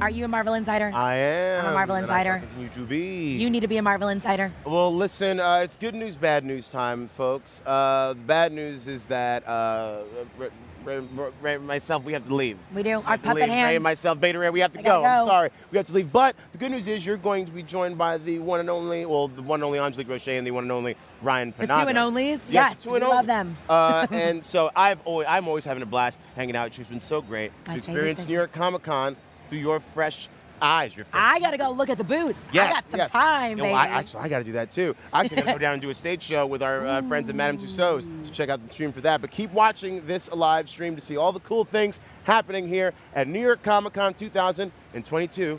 We'll see you soon. But in the meantime, while you will see us soon, you can test all your knowledge with some fun Marvel trivia, which I will be doing in the background. Don't worry. I'm not gone till it's fully over.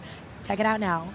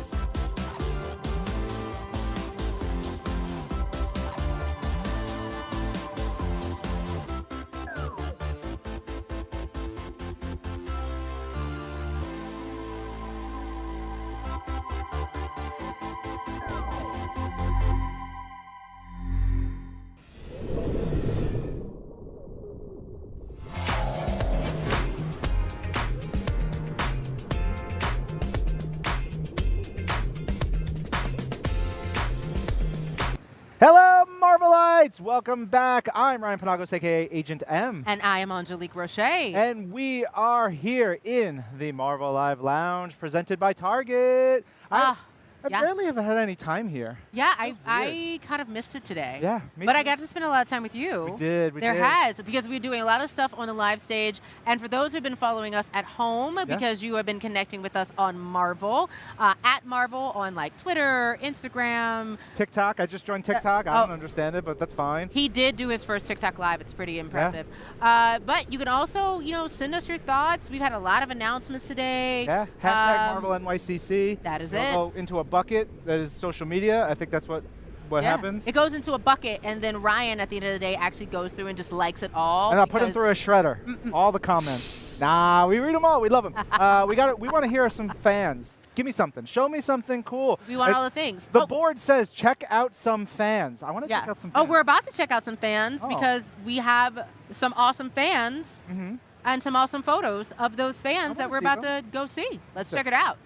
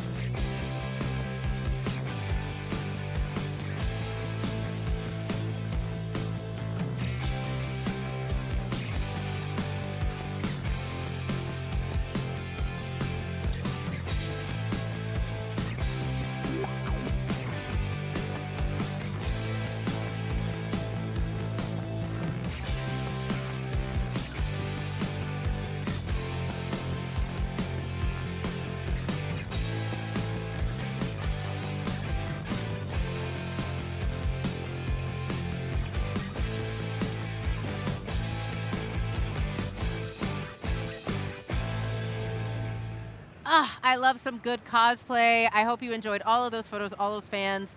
Welcome back to the Marvel Lounge, live here at New York Comic Con. I'm Angelique. I'm Ryan. And we are here with artist Pablo Leon, who just finished a signing on the Marvel stage here at New York Comic Con for the second book in the series, Miles Morales, Stranger Tides. Yeah. He is the artist with writer Justin Reynolds. Man, how was it? No, it was great. This book came out during the pandemic, at least the first one, so I never really got like to see the reaction of people. And now that I, going to conventions, other conventions are coming out, like seeing kids and parents, they're like, oh, we love this book. And I'm like, yeah, I love making this book. Yeah. That's the coolest thing. Like, I have a 3-year-old, and she loves Miles from one of our current cartoons that we have. Like, she knows Miles at 3 years old. And so I'm excited that we have books like yours that I will be able to give to her, we can read to her, we can show her these stories. It's got to be fun for you to just take a character like Miles and do some really fun stories with him. Yes, it's terrifying. Yeah, please don't mess up my daughter with your stories. It's terrifying because of the legacy. He's not joking. There's just so many great hands that have touched these characters through the years, and it's always terrifying to come in and but at the same time it's really exciting because you get to add a little bit more into the the mythos of the character. So I'm excited. And I love it because, this is also a graphic novel for, grade school. Mm-hmm. And in the first book, we got to meet 2 new villains that are absolutely amazing. Can you, what has been the experience like being able to continue this story?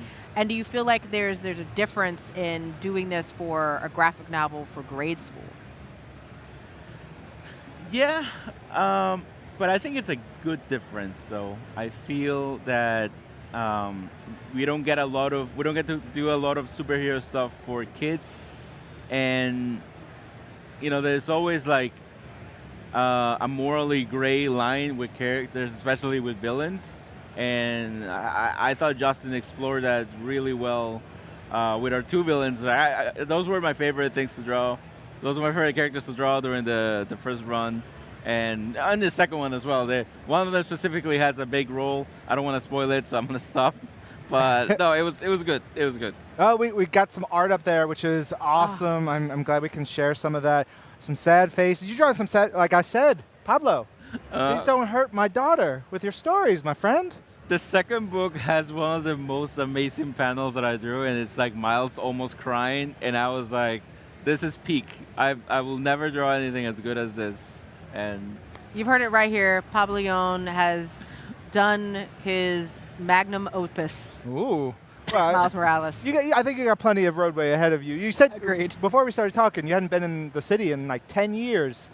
Since 2010, yeah. Yeah? How's it feel to been a come while. back to New York, especially being in this crowd? Yeah. For us, it's great. It's been only 3 years, but it still feels like 10 years. Oh, my God.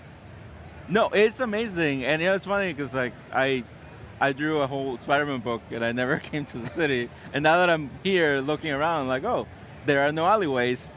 I should have known that. No, but it's great. I after San Diego, I was so happy to return to conventions, and I did get lost in the city. This is what I do, but I love this place. I'm so inspired. I've been taking pictures everywhere. Like if they ever want to bring me back for another Spider-Man, I don't know if they will. I don't know if there is.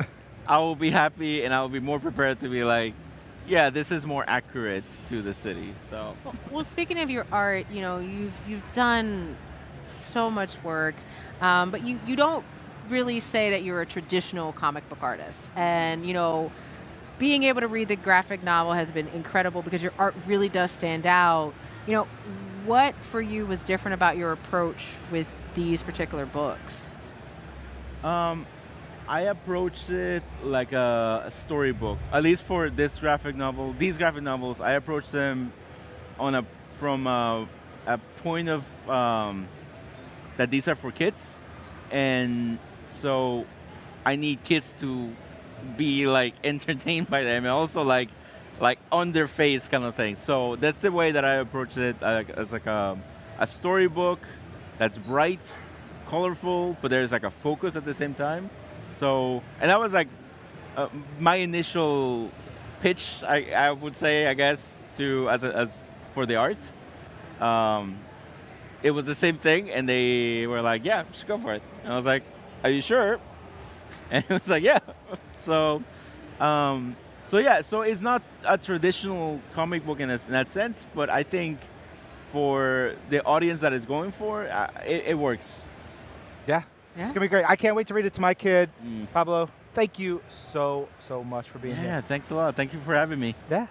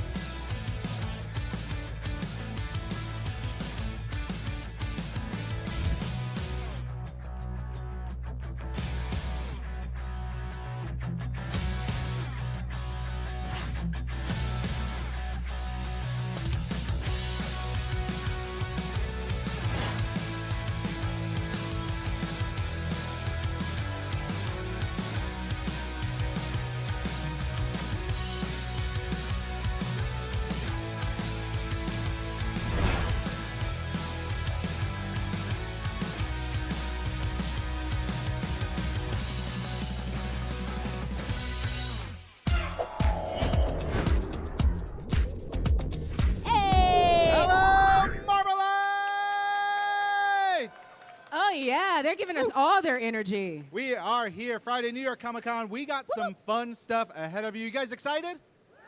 Yeah! All right, there's a big spinny thing behind you. I love a big spinny thing. That must mean we are doing today's Marvel Mystery Game. All right, let's spin that wheel to see what we're going to be playing. All right, Ryan, you want to spin that wheel? No, you gotta more fervor. More fervor. See, All right, I it's did already it. happening. Delayed reaction.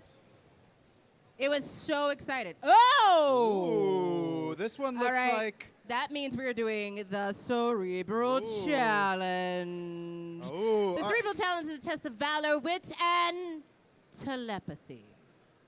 I'm supposed to put this on, but my Are you? hair is so beautiful. I mean, your hair is gorgeous. Have you seen this coif? I'm going to wear it like this. Of course, some mind-reading powers would certainly be helpful for this game. Correct. The name of the game is it's not really the name of the game. How we're going to play it is we're going to have a couple contestants. One will stand with their back to the screen, and their partner will have to describe the Marvel character on said screen without saying their name or dropping the helmet. I gotta say, y'all get an Thank A you. for like Great job, coordination guys. here. Like whoever wins. Look at this. It's We got two beautiful, Spideys. beautiful. All right, you ready? Ready. 60 seconds on the clock. Let's play Cerebro Challenge. Bug. Ant-Man. Scott. Wasp. Yes. Tree. Big. Groot. Spider. Oh, sorry. No! You done messed up. Yeah. All right, team give it up for one. them, guys. Give it up. You give it up. started give it up. off strong. Yeah. It was kind of It's tough. hard. Honestly, you guys, when you're This up is very here- difficult. You ready? 60 seconds on the clock. Let's go. Big, alien, stones, gauntlet. Thanos. Yep. Sharp, pointy, angry, mutant. Wolverine. Yep. Green, big, angry. Hulk. Yep.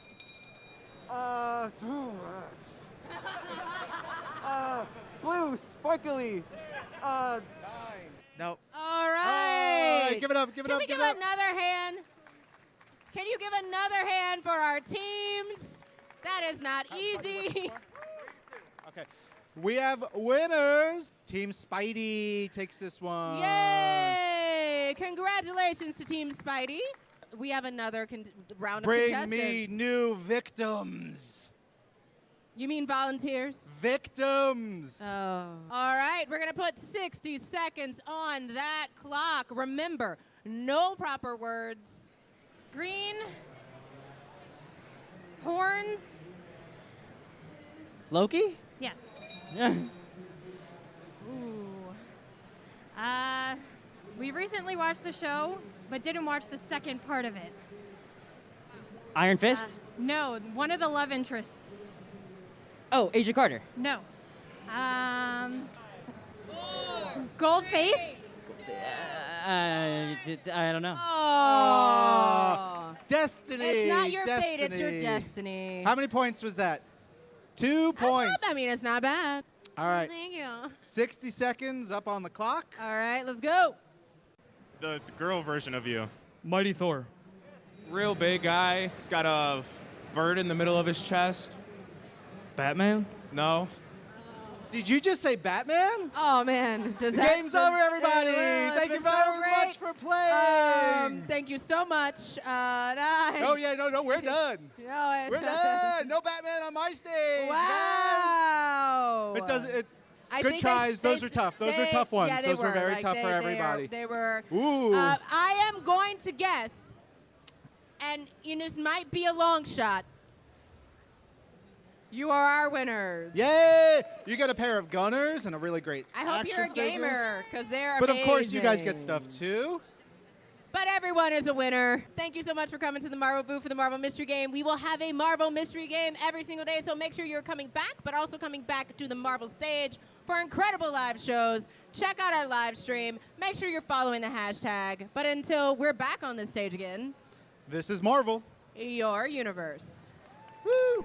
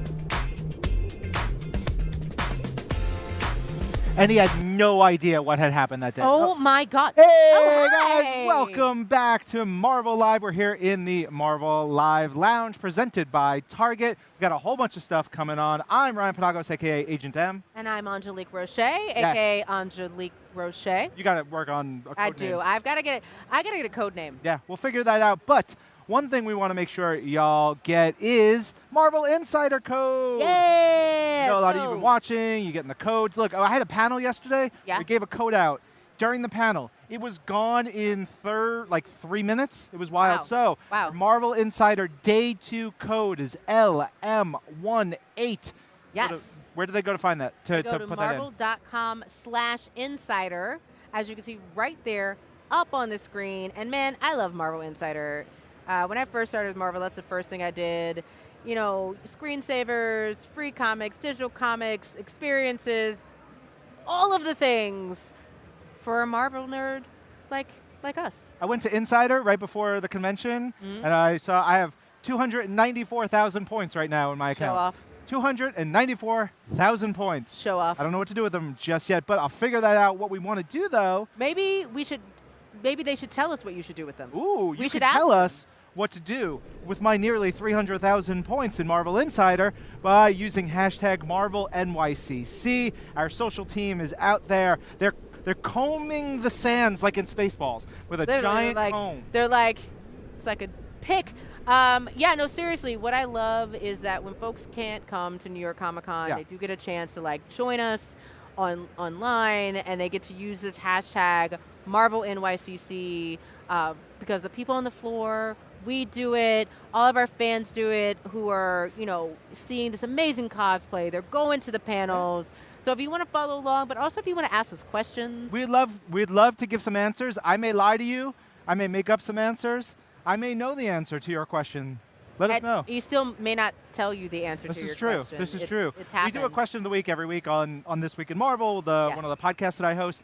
And so I love getting those questions in and those answers and getting that banter with the fans. So we want some of that here on Marvel Live presented by Target. And you want to make sure you're following along, right? Because we still have so much more coming up, like tomorrow.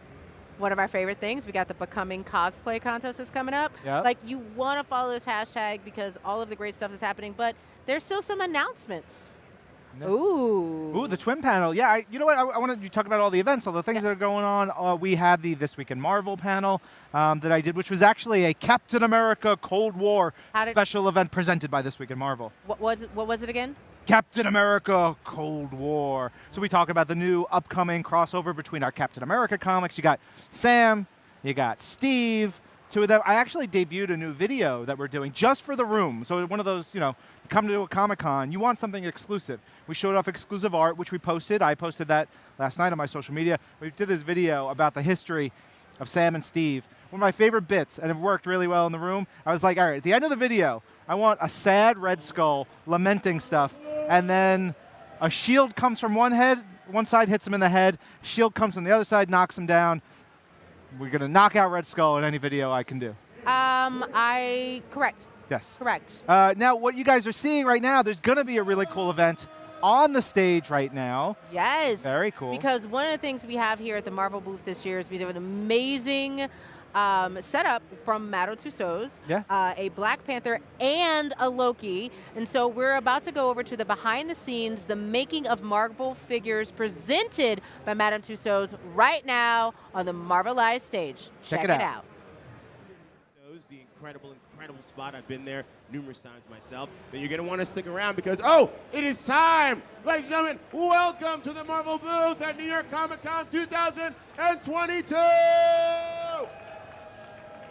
Now, like I said, if you have not already checked, right over here to my right, your left, there are two amazing figures from our friends at Madame Tussauds. Of course, we have the King of Wakanda, Black Panther, and the God of Mischief debuting right here at the booth, of course, Loki. And we're going to take a little behind-the-scenes look at how this all came together, but I'm not going to do it alone. I'm going to be joined by two incredible creative minds. So please help me welcome first a spokesperson for Madame Tussauds and one of the creative minds behind Marvel's Hall of Heroes, the one, the only, Ben Shapiro! Yes, and you know him, you love him. He's director of themed entertainment here at Marvel, the one, the only, Brian Crosby. Take a seat, my friends. How are you? Let's sit down and get comfy here on the stage. Hey, guys. Hey! What is up? First off, let me ask you guys, how's the Comic-Con treating you? How has it been? It's been awesome. This is, This yeah, guy it's loves great. it. Yeah, he loves it. No, This it's- is crazy. It's been awesome. It's so good to be back. Great to be back in New York. It's Marvel. It's New York Comic Con. Like this is where we belong. It's home. Yeah, love the fans. Welcome. Yeah, so, relax.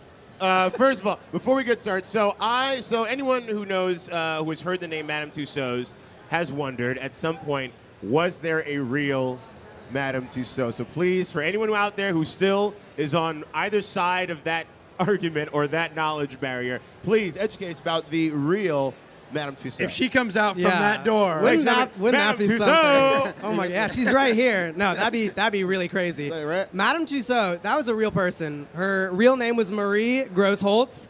She married into the Tussaud name, which rolls off the tongue a little bit better than Grossholtz. And she was born in France. She learned the artistry of the wax figures from her, I guess, adoptive father. I guess there's a Loki connection there. In Switzerland, living with her mother. He was a doctor, so it was more kind of gruesome anatomical models, but she learned this attention to detail, very much in the Marvel spirit, how these things come together. And during the French Revolution, she was on the wrong side of the French Revolution. She was loyal to the royal family, and they were going to cut her head off. They shaved her head. They prepared her for the guillotine, and luckily, some person said, Ben needs a job 200 years later. Let's spare her, and she has some value to us. They had her create wax figures of the king, the queen, like one by one as they're plucking off royals. It's real. Brian This is like, amazing. shook This right is now. a wild story. I need this movie. I need this comic book immediately. Yes, we need a Madame Tussaud comic book. Wouldn't that be something? So this is a You heard real it here person. first at New York Comic Con. Right, yeah. You'll do the artwork. Very So, this is a real person, and eventually in the 1830s, she opened Madame Tussauds, the Wax Museum, permanent location, and 200 years later, here we are in New York, Vegas, Hollywood, over 20 locations around the world. Amazing, amazing. And now, That's crazy. Right, and it brings us all the way here to now with the Hall of Heroes that is located at the Madame Tussauds Museum in New York. So Brian, please give us, I like using the term origin story, so please give us the origin story of not just Madame Tussauds' relationship with Marvel, but the creation of the Hall of Heroes. Yeah, so our relationship with Madame Tussauds goes back quite a while, even predates me. I was not born. Oh my Lord. It's a great partnership that we have with them, right? I mean, they are the best in class at creating these one-to-one exact replicas of these actors as we fall in love with them in the Marvel Studios films. And so it's a pleasure to work with them, bring these characters to life. We work very closely with Marvel Studios, obviously. Great reference, and sometimes even the actors themselves. So it's really a great partnership, and they do something that's really quite special. Yeah, I mean, get this. It takes 250 measurements to make a wax figure. I don't even know if there's 250 parts of the body. I didn't pass anatomy class. 150 of those measurements are the head and face alone. So if even one or two of those details are off, it's a little like uncanny valley territory. So obviously you guys have seen Loki. Loki looks incredible. The artists absolutely nailed it. It takes 4 to 6 months to make these wax figures, and we do it for you guys. Yeah. Awesome, yeah. And so now we're seeing behind us, we're actually seeing some of the footage actually of the Hall. There's some Groot. Look how That's close me. you can get. You can get right welcome and just give Groot just a good old pound on the chest. Good job, Groot, on being Groot. So also I want to talk about some of the characters that they can find in the Hall of Heroes. So what was that process like of curating this hall and saying what heroes are going to go in, where are they going to go, what poses they're going to go? Break down that process a little bit, please. Yeah, I think one of the best parts about the Hall of Heroes, and it's really the evolution of the Marvel area in Madame Tussauds, is that it's a narrative space. This is actually somewhere, in the Marvel universe, the characters themselves could show up any moment to take a picture with their wax figure. We have Spider-Man, Captain Marvel, Captain America, Hulk, Thor, like the best of the best. That's what we're known for. We have them all, and we're super happy to add Loki to that arrangement as of yesterday. Yeah, and that really starts with them. I mean, they come to us with an idea. Hey, we want to do X figure, and then we talk to Marvel Studios. We talk about what the right version of that character is, because as we know, as we see from film to film, costumes change, characters occasionally die. So it's like, even sometimes like the mantle will pass in the case of like a Captain America, right? So what is the right version of that character to do? And that will have the longest possible shelf life is usually what we're looking for. Something as evergreen as possible. Yeah, evergreen's the right word for it. I think right now you'll see in Times Square we have the OGs, the original Avengers, all kind of there hanging out. So that's which makes it perfect that we have this version of Loki, right? Exactly. Because I think when you close your eyes and like in your mind's eye, what do you see when you imagine Loki? It's like gold horned helmet, scepter, green and gold cloak, all of that. Like he is the Asgardian demigod as we expect to see him. And even though we've seen many variants now at this point of Loki, but I think, like I said, in your mind's eye, that's your Loki. Right. Yeah, now we call this the wax variant Loki. The wax variant. It's true. It's the wax variant. So now we're talking about Loki. We're talking about Loki. Ben, I believe you brought something very special to show our fans here at the Marvel booth. Am I right? Yes, I did. As you guys all know, this is the official debut of the Loki wax figure. So we have a little launch video to show you what Loki's been up to out in the wild on the streets of New York. Let's do it. Awesome. Let's do it. Check it out. All right, mic drop.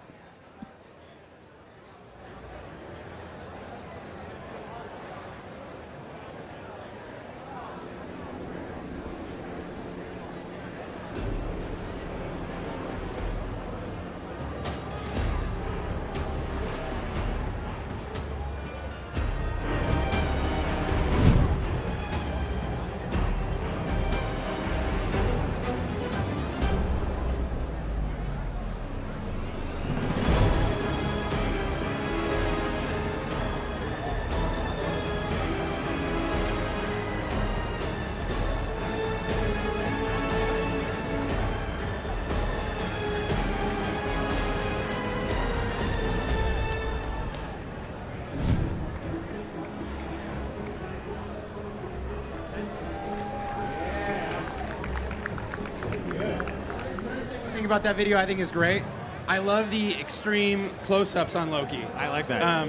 When you're doing a painting or creating an environment, sometimes the details are really up close. What do you focus on first? And the stuff that's not as important kind of fades into the background. These figures hold up. I've done it. It's a little creepy, but you can get right up like to their face and look them in the eye, and the detail holds up even at that level of scrutiny. So, I mean, kudos to the Madame Tussaud team. Yeah, Loki looks amazing. I mean, you all after this, check him out. Get maybe a little less close in that shot so you don't, spit on him, but check him out. And Black Panther is over there as well. Yeah, so I want to get into, you talk about the details. Let's get into how these figures are, a little bit more into how these figures are actually made. The actual process of getting these figures up, the poses. Give us a little bit more insight into the actual process, the physical making of these figures, and I'm sure is a daunting process to create them. Yes. Yeah. As I said, this takes 4 to 6 months. There's a team of over a dozen artists. It is a labor and time-intensive process. It all starts with using these measurements that we get and reference photos from the movies to create a amazing gray clay cast of a figure. If you think of how monuments, sculptures are made, these are true works of art. So after that, we turn that into a cast. It's cast in wax. That is the actual figure. It looks a little pasty until our artists come with oil paints, multiple layers of oil paint to make sure that we're getting the right skin color under different lighting conditions. So when it's in the attraction, you can really see that glow like it's actual human skin. That's awesome. And there's hair too. They insert the hair. And then they'd be bald if they didn't. They insert hair. It takes 5 weeks for these hair insertions. It's the same stuff that if any of you guys go to a hair salon and get extensions, it's actual hair extension, ethically sourced, so it looks amazing. If I could just go one step before you even start to sculpt, we go through a lot of different poses too. When Madame Tussaud comes to us and say, hey, we want to do a Loki figure, as you can imagine, there's a lot of iconic poses that you can imagine, same with Black Panther or Spider-Man or any other character, and how do you choose that one that is like the quintessential pose. And so we'll go through and figure out what is the right one for the experience, right? That there's a story to be told, there's an experience to be had. And so we go through and find that right pose, and then they'll do an amazing digital sculpt that we can kind of work with them on little subtle tweaks and things like that to make sure we get it exactly right. And then these guys do their thing, and we just applaud them all the way around. Yeah, super collaborative process. Now, I was saying that you guys are so excited, but is there a detail that you all personally love on either Loki or Black Panther figure? Let's do both. What are your favorite details about each figure? Like the one thing you're like, oh my, because for me, it's the texture on the actual Black Panther suit, getting up close and seeing like all the little minute shapes that make that pattern. And the Loki, I mean, the scepter is probably maybe the most fun thing. It's just like seeing that and seeing that pose. So what are the kind of details that you gravitate towards when you see these figures? Yeah, so I mean, I think I got to go to, I'm going to talk about Black Panther for a second, because I think, you know, even just translating that character from comic book to screen, there's a lot of work that the Marvel Studios visual development team does to create those textures, those patterns that make it cinematic, that make it feel like it's in the real world, that it's not just a spandex suit. And I think so when you see that figure, it has all that texture, that realism. You see the Wakandan patterns and things.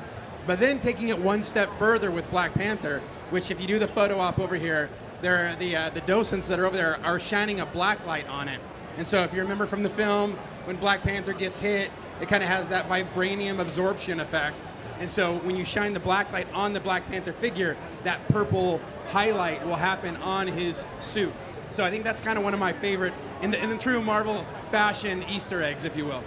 Yeah, absolutely. I'll talk about Loki, but first to dovetail on Black Panther, we worked with a special effects studio, FBFX, because to get that realism from the movie, we're artists, we work in wax, we really needed to get that Black Panther suit just exactly right. It has that texture, and as Brian was saying, with the black light, getting that vibranium, that little tingle, that twang of vibranium in there is super, super special. I think with Loki, my favorite detail is his eyes. All of the Madame Tussauds figures have incredible glass eyes. You can get really close in there. It looks like an actual human eye. I promise you it's not. We don't do that kind of thing. And like, so help me, if they wink one time, I'm out. I don't. Yeah, they don't blink. Actually, only Lady Gaga blinks, from my knowledge. That's an interesting one. Are you serious? Yeah. Oh my God. If you're there long enough, she'll blink. Yeah, but only at you. I think that Loki's eyes, he has this kind of pained expression on him. Loki has seen some things. Loki's done some things. This specific figure is based on the kind of the aftermath of the Battle of New York. His armor has a bit of that grunge on it. Yeah, a little. Yeah, he's battle worn. He's tested. So he just did this messed up stuff in our city, and you look at his eyes, maybe he's remorseful, maybe he's processing it. I think that really comes across in his expression. Yeah, anyone who's collected any kind of figures, wax knows battle damage is the coolest thing you can have. That's right. Battle damage versions are always the best versions. That's right. That's right. So please, before we talk about another awesome part of the Hall of Heroes experience, please tell us how these fans can, if they don't get to see Loki here, if they maybe they're out in the foot, don't get to see it, where can they catch Loki after the New York, the Marvel booth? Yeah, Loki's going straight to the Hall of Heroes at Madame Tussauds, New York on Monday. So just a couple blocks down, I think it's that direction, on 42nd, right in Times Square. Nice. Now, there's another cool thing that's happening in the Hall of Heroes because Marvel and Madame Tussauds have also worked together to create Marvel Universe 4D. Not just 3 dimensions, because that's boring. Anyone can have 3 dimensions. Let's add another dimension and really rip the multiverse open. So tell us about this Marvel Universe 4D experience. I'll go. Yeah, go for it. Marvel Universe 4D. This is a bit of a passion project for me. I'm really excited about Marvel Universe 4D. If you don't know what 4D is, and maybe there's some of you that don't know, 3D, you've been to a 3D movie, you put on the glasses. 4D is now when we can actually affect you. So you can get spritzed with water, you get a back poke, you get a leg tickle, things like that. So it puts you in the experience, in the environment. Marvel Universe 4D had actually been a part of Madame Tussauds for a number of years. And it was, I think when it first came out, it really was some early 3D CG animation, but it was definitely time for a refresh. the Marvel Universe has grown in the pop culture zeitgeist, so we wanted to introduce new characters, like the Guardians of the Galaxy, like Doctor Strange, like Captain Marvel. And so we felt this is an opportunity to not only grow our roster, but tell a new story, update the animation, and then do something really unique. We thought, what if we made it different depending on which city you happen to be in? So if you see the movie in New York, the last ending of the movie, the battle, will take place in New York. If you're seeing it in LA, it's taking place in LA. If you're in Singapore, it's in Singapore. If you're in London, it's in London. So it's incredibly localized. So we work very closely with the local Madame Tussauds team in each individual city to get those details exactly right and to create something that feels uniquely theirs. Yeah, it's really crazy. I'll play back the video that we have, on my laptop just because I have access to the file, and I'll stop on humble brag. I know, right? I'll stop on the frames in this movie and look at a 3D recreation of my actual office building in Times Square. It is so detailed and so crazy, and Brian just listed all the different locations you can see it. There's even more. It's different every time. Just go around collecting that infinity gauntlet of Madame Tussauds experiences and see all the different endings. And even a villain that we've never brought to life. Yeah, true. So it was kind of fun to see him. Yeah. So I'm not going to spoil it. You're going to have to go see who it is. We hate them spoilers.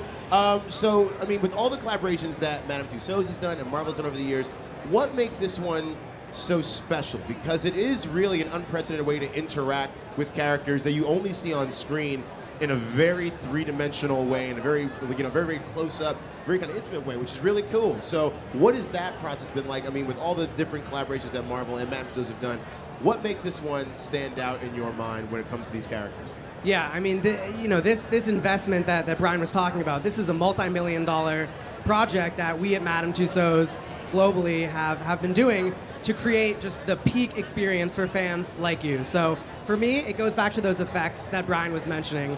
When Doctor Strange is doing his mystic arts and turning bad guys into bubbles, you're gonna see bubbles. And you're wearing 3D glasses, so don't worry about any soap popping in your eye, right? You have the Captain Marvel, when she's punching, when people are fighting, you're feeling that action in the seat. I think my all-time favorite would be when Ant-Man is calling his army of ants and you feel that tickle under the seat and they're actually there. It's a little freaky. It's just a second. It was freaky. I've seen it. Awesome. I wasn't expecting it, and you never do. You really can't expect it. There's nothing to prepare you for, but it was a fourth dimension that I wasn't prepared for. Yeah, I think that's what's great about the Marvel Universe is there isn't just one way to tell a Marvel story. It's always special when the heroes come together against a common cause. There's something, some villain, some invading force that is too powerful for any one of them. And so whether it's a video game or a movie or a comic book, there's no one Avengers collective story. They can come together for any variety of reasons. And I think telling a completely unique story that you've never seen before, with interactions that you've never seen before, is certainly very exciting for us as creators. And you're part of the story. I mean, it takes place at the Hall of Heroes, which you are physically in when you're watching it. So you're actually a Marvel character yourself now. And that's themed entertainment to me. I oversee themed entertainment, as Langston mentioned. And in themed entertainment, you are the protagonist of the story. It's happening to you. Just as we're having right now, this interaction. You are here in this environment, and it's happening to you. It's your story. It's your experience. And Marvel Universe 4D is the same way. Awesome. Well, we're going to take a look at another video again. But I think we've talked a whole bunch. I want to see another video. I think that's... Yeah, let's do it. Yeah, let's play it. Thank you.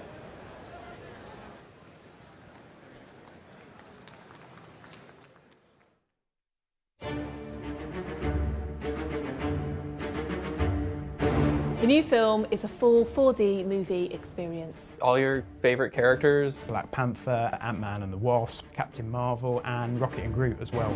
It's really something special when they all come together for a common cause. I think that's what's going to be fun about this film. People won't be ready for how cool this will look. The new film has been created using a hyper-realistic animation style.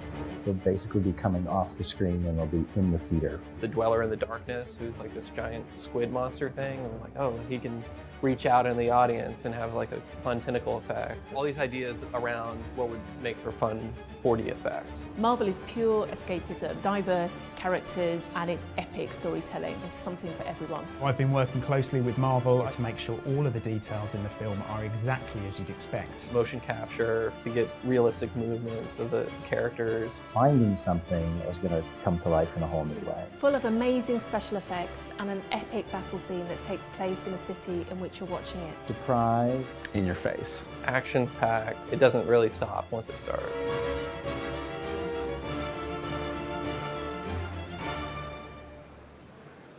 There you go. Yeah. Hey, huge shout out to Pure Imagination Studios as well. Did the animation on this. Really, they knocked it out of the park. Yeah, and that's what's, I think, what the cool thing again about this 4D experience is that as you're watching this story, like you said, it's affecting you. So what is it like crafting a story where you know that certain parts of this story are going to have to affect the fans? Does that go into where you're kind of looking for these special moments and like, oh, how can we challenge ourselves to interact with the fans? You know what I mean? Yeah, in my mind, it's almost like creating a like a theme park ride. Because again, going back to what I was saying before about themed entertainment, you become the protagonist. So we have to think about how these things are going to affect you. So we want to tell a cohesive story, but we're also having in the back of our mind these moments where the action is going to come into your space, where you're going to feel something. So we got to think about it experientially, as opposed to just passively watching action unfold on a screen or in the pages of a book. And there's nothing wrong with those mediums. It's a different type of storytelling. But when you're in a 4D experience, you have to think about it a little bit differently about how you're portraying that narrative.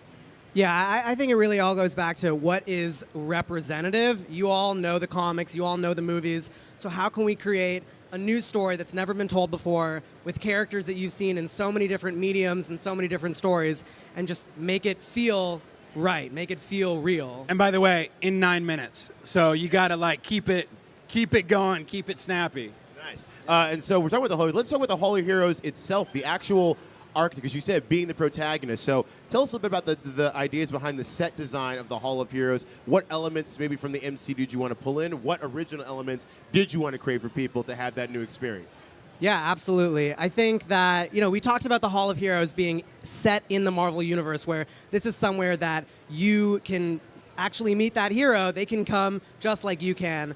And one of the minor details that I love is that when you're in the Marvel Hall of Heroes, it's just the Hall of Heroes. You're not going to see that red Marvel brick logo inside the 4D movie when there's Marvel characters populating it. It's just that level of detail and immersion that is so important to go into.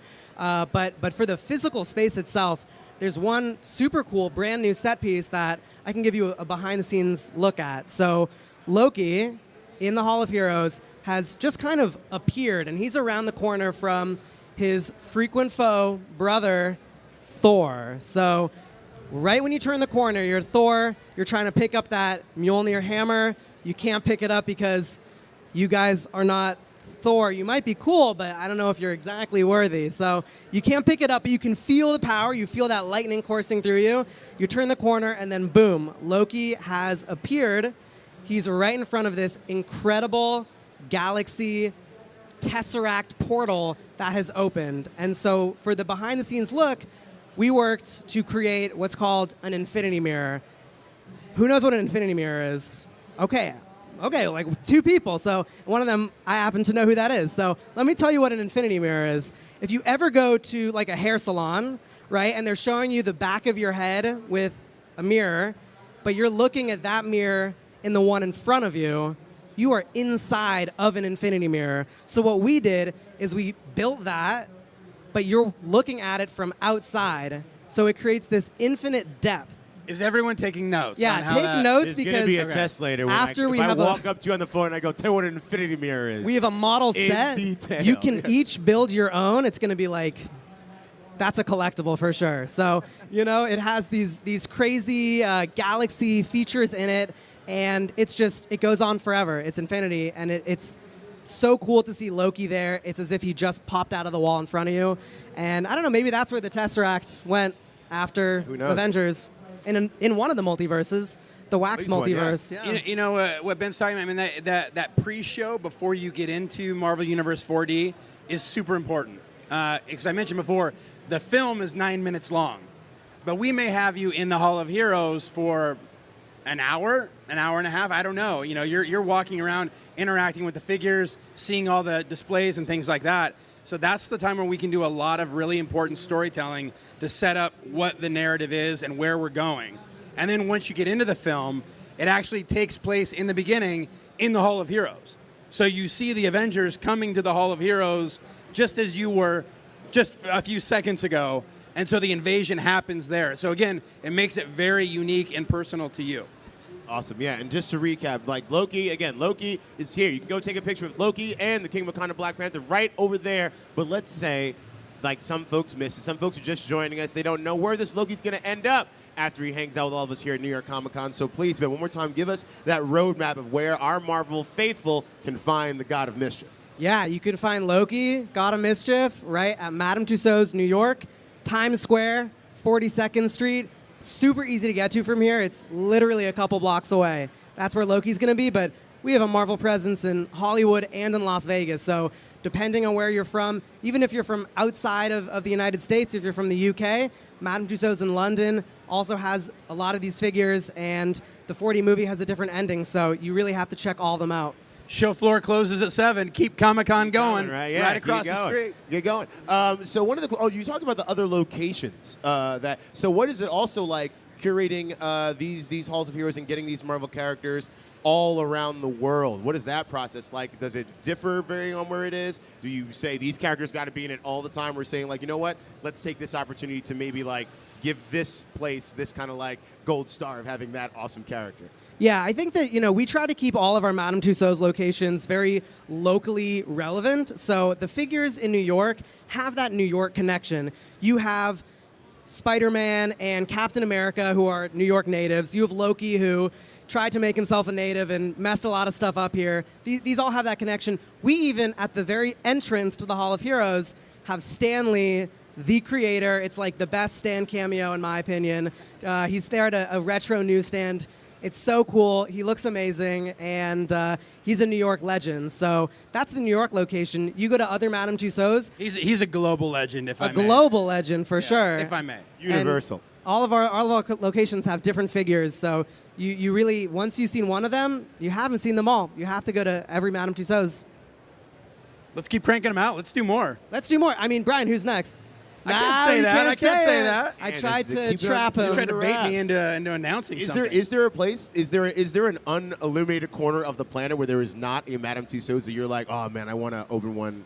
I wish there was one here. That'd be fun. Ooh, that's a good question. I mean, we have a pretty good variety. Like wherever you're from, there's a Madame Tussauds, but sun never sets. Maybe like Mars. Maybe when we colonize Mars, we'll have like a Madame Tussauds there with all of the space entrepreneurs up there. That's an official announcement, I think. Oh, God, don't say Well, it. Yeah. Oh, my don't goodness. trap me into this. My boss is watching. Oh, my goodness. So please, before we go, one more time, please tell all the Marvel fans where they can go to find out information, not only about our Hall of Heroes, but Madame Tussauds in general all over the world. Yeah, so as I said, we have Marvel superheroes in the United States, in New York, Hollywood, and Las Vegas. You can follow our national social media at Madame Tussauds USA on Instagram and TikTok, and at Tussauds USA on Twitter. That's Tussauds with an S at the end because we're fancy and French. Nice. Well, Ben Shapiro, Brian Crosby, thank you so much for joining me. This is an awesome conversation. Thank y'all for sticking around. Give a round of applause to the incredible creative minds behind the Madame Tussauds and Marvel collaboration. Listen, Marvel, we're Comic-Con, we're still going. We're still doing it. You still got time to take a picture. I'm going to do one right now. So please, stay tuned for all the cool things happening here at the Marvel booth at New York Comic-Con 2022!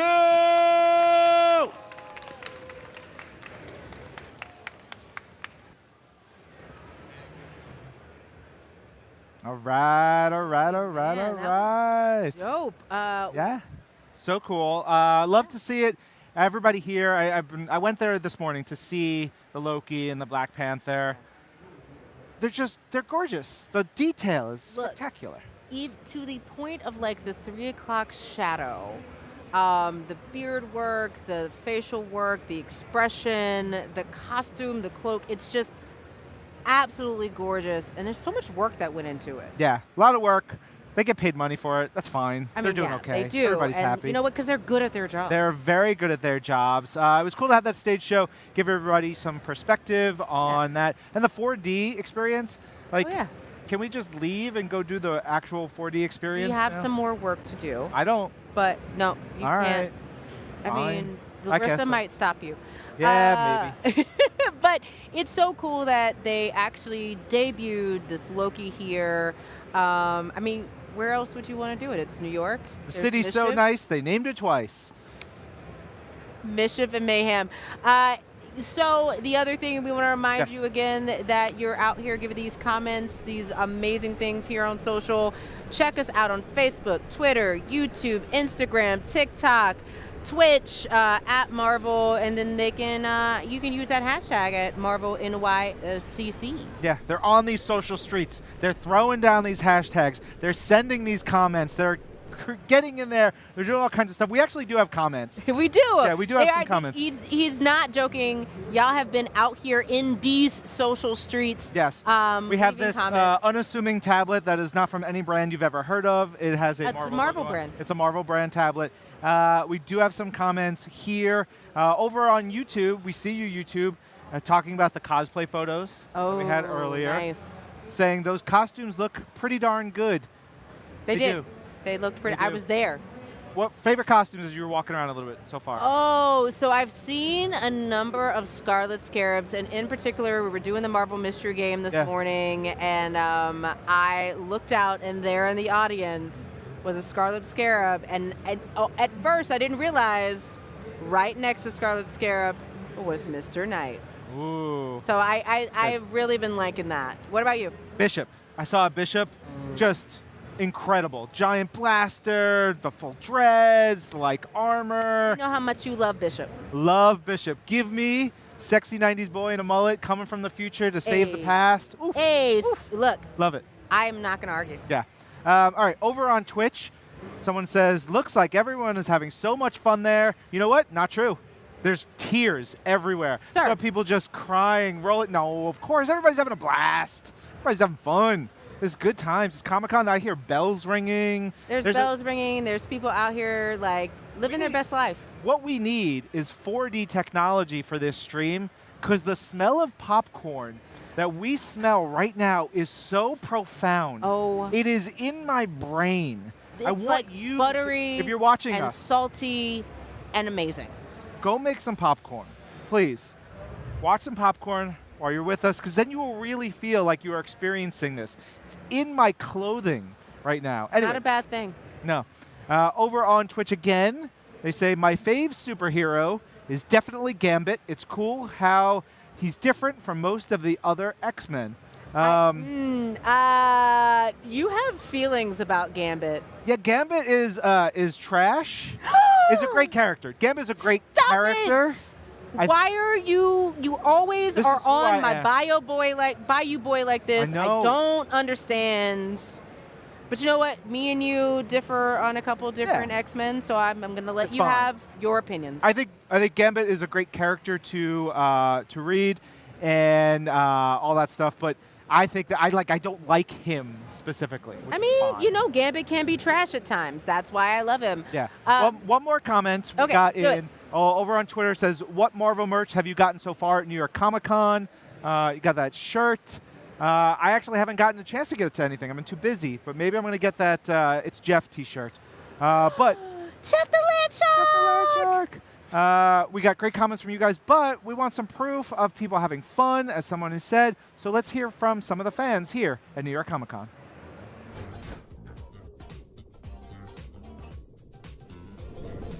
Good afternoon, good morning, good evening, wherever you are. My name is Mike from Queens, over here at New York Comic Con 2022. How are you? Oh, and the thing I'm most looking forward to this Comic Con is, well, the merch. I buy a lot of merch. I buy too much merch. Hi, I'm Julie. I'm from Peekskill, New York. I am most excited for New York Comic Con's Cosplay and Artist Alley. Hi, I'm Cap Santiago as Thor, and I'm here at New York Comic Con, and I'm most excited to see what books I can get 50% off. Hi, I'm Stephanie Williams. This is my first time at New York Comic Con. I'm here as a pro, so go figure. The thing that I'm looking forward to the most is meeting all you amazing fans. I'm Jennifer. I am from New Braunfels, Texas, and I'm obviously most excited about cosplay at New York Comic Con.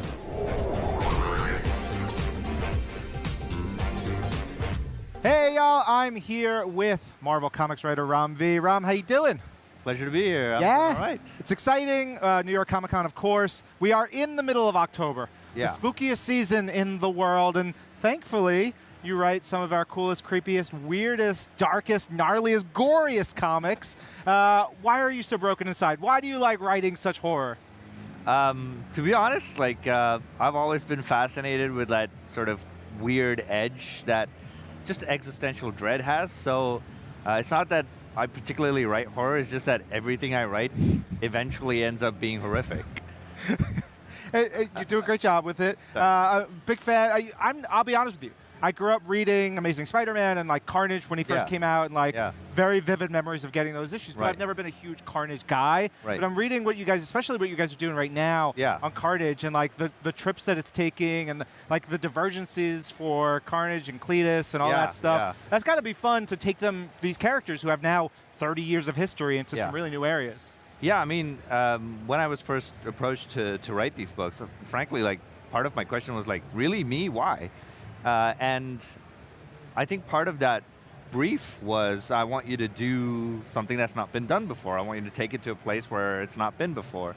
And I quite like the idea that, you know, horrific, dangerous things can also be intelligent and motivated and complex. And so that's kind of what I've tried to do with Carnage, in that there is a complexity and a difficulty in that relationship between Cletus and Carnage. And we've never really quite seen them apart like this. I just wrote an issue that focuses exclusively on Cletus as well, so I'm quite excited for people to see where that part of the story has gone. For sure. And taking it in like literal new places, you know, seeing them like interacting with dark elves and stuff like that. I think that's rad. It's cool. Yeah, I mean, I feel like that's part of the joy of working in comics is these universes are so bold, so bizarre in terms of their ideas, and they're not afraid of, you know, putting completely incongruous things right next to each other. And to me, that's part of the joy of writing comics. So when I started working on Carnage, I was like, I want him to go to places of the Marvel Universe where he has never been before, and to see those universes react to the presence of this thing that is not motivated by power or right or wrong, like it's just Carnage. Did you grow up reading Marvel comics?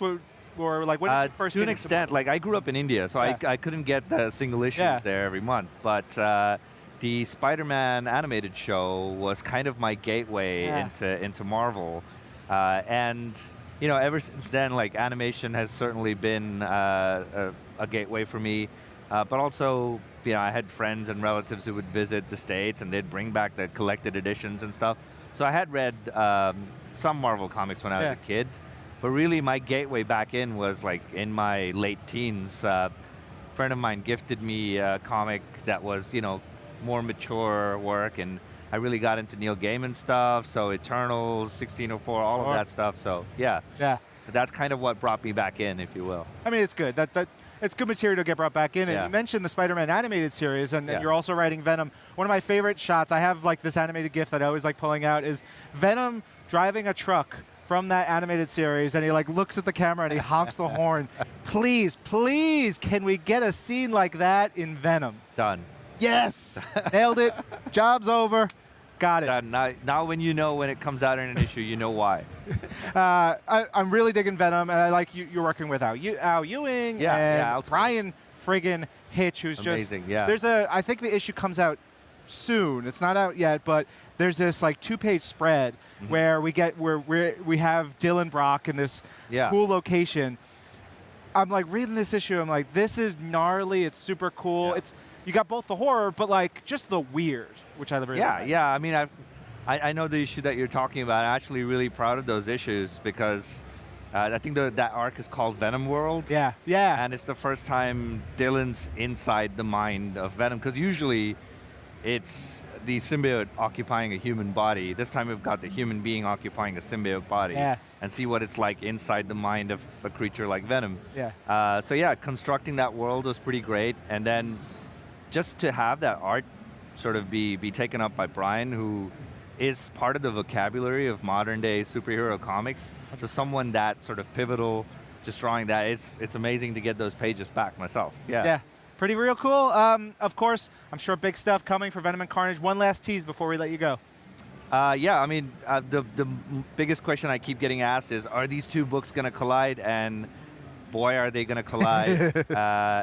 All of these fates are intertwined. Cletus, Carnage, Dylan, Eddie, Venom, Meridius, all of that's going to come together in due time. And when it does, it's going to be epic, but also very, very messy. Love a messy epic.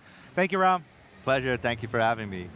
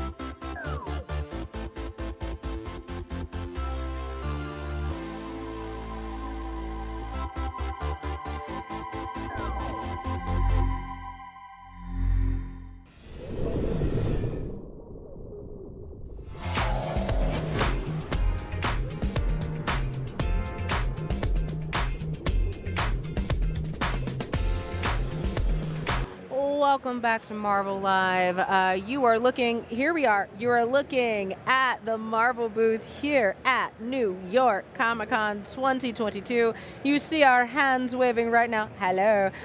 From inside the Marvel Lounge, presented by Target.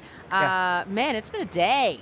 It's been 12 days. We are here at New York Comic Con, day 12. We are having a great time. It's been super fun. Of course, for days 12, 13, 14, and 16, we need your social comments, your questions, everything. Of course, you can hit us up all across Marvel's social media channels and use hashtag MarvelNYCC.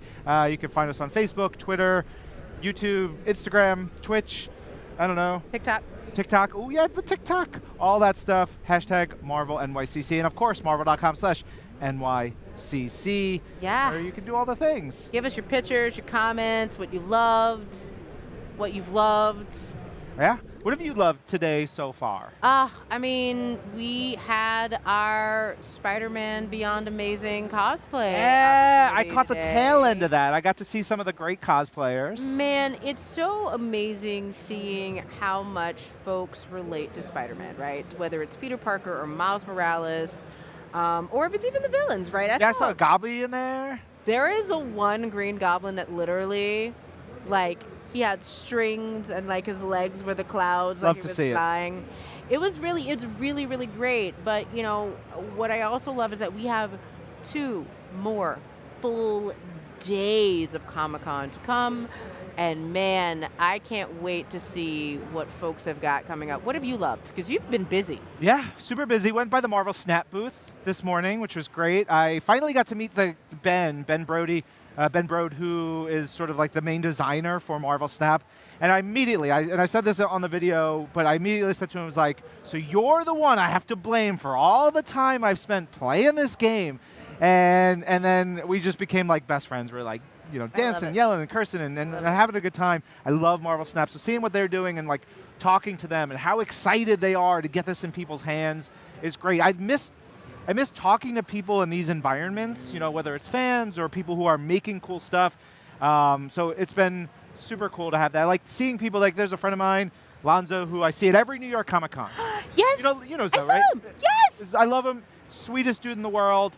Health problems and, you know, like messages, and like if I didn't see him here, I would get super worried. But I saw him. He's doing great, and like seeing people you see year after year at the conventions means a lot. It's like coming home to family. It's like being home back in New York and just really being able to enjoy folks who love what we love. Yeah. Which is Marvel. Yeah. I was standing by the booth earlier, and a dude walks up, and he's like out of the corner of my eye, I see a Namor t-shirt.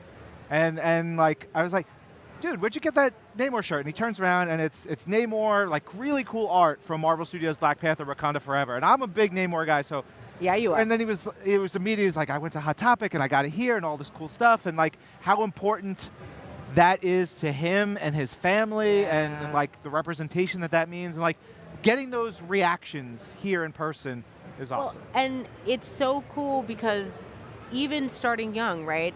You reminded me there was this tiny little Gwenpool that came up to me, and she had a little like Gwenpool gun, and she goes, "Do you want a lollipop?"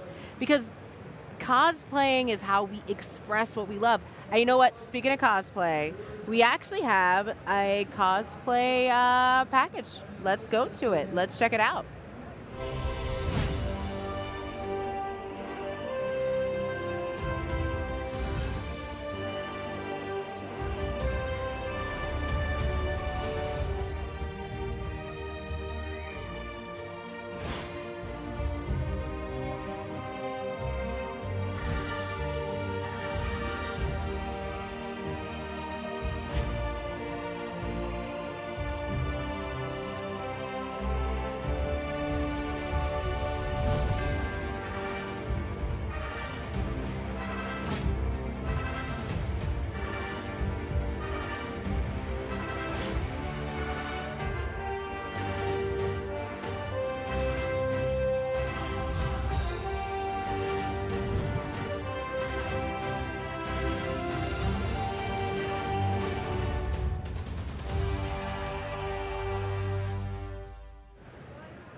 Heck yeah, heck of a package. Thank you, Spider-Man. Thank you to all the cosplayers. That was great. Yeah.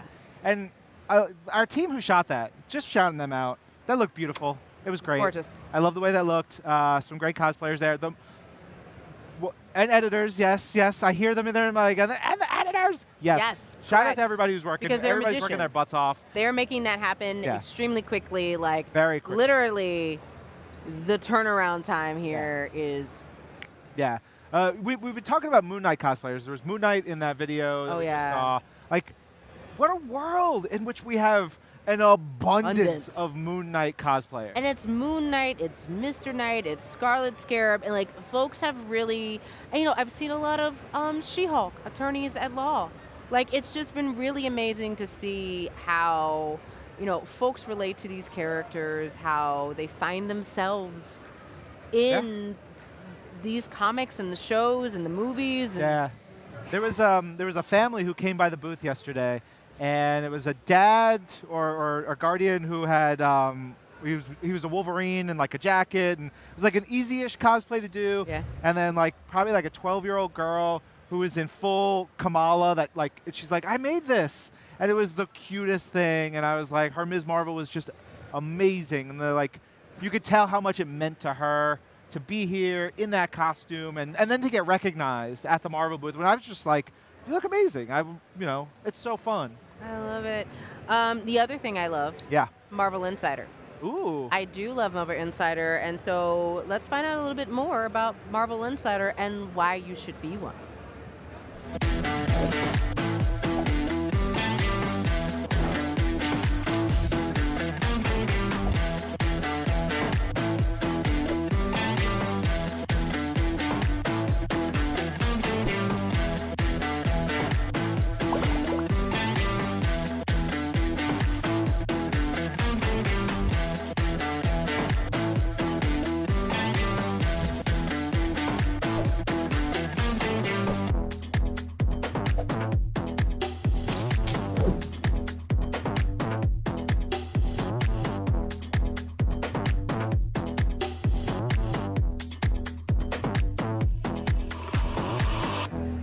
Yes. Yeah. Love Marvel Insider.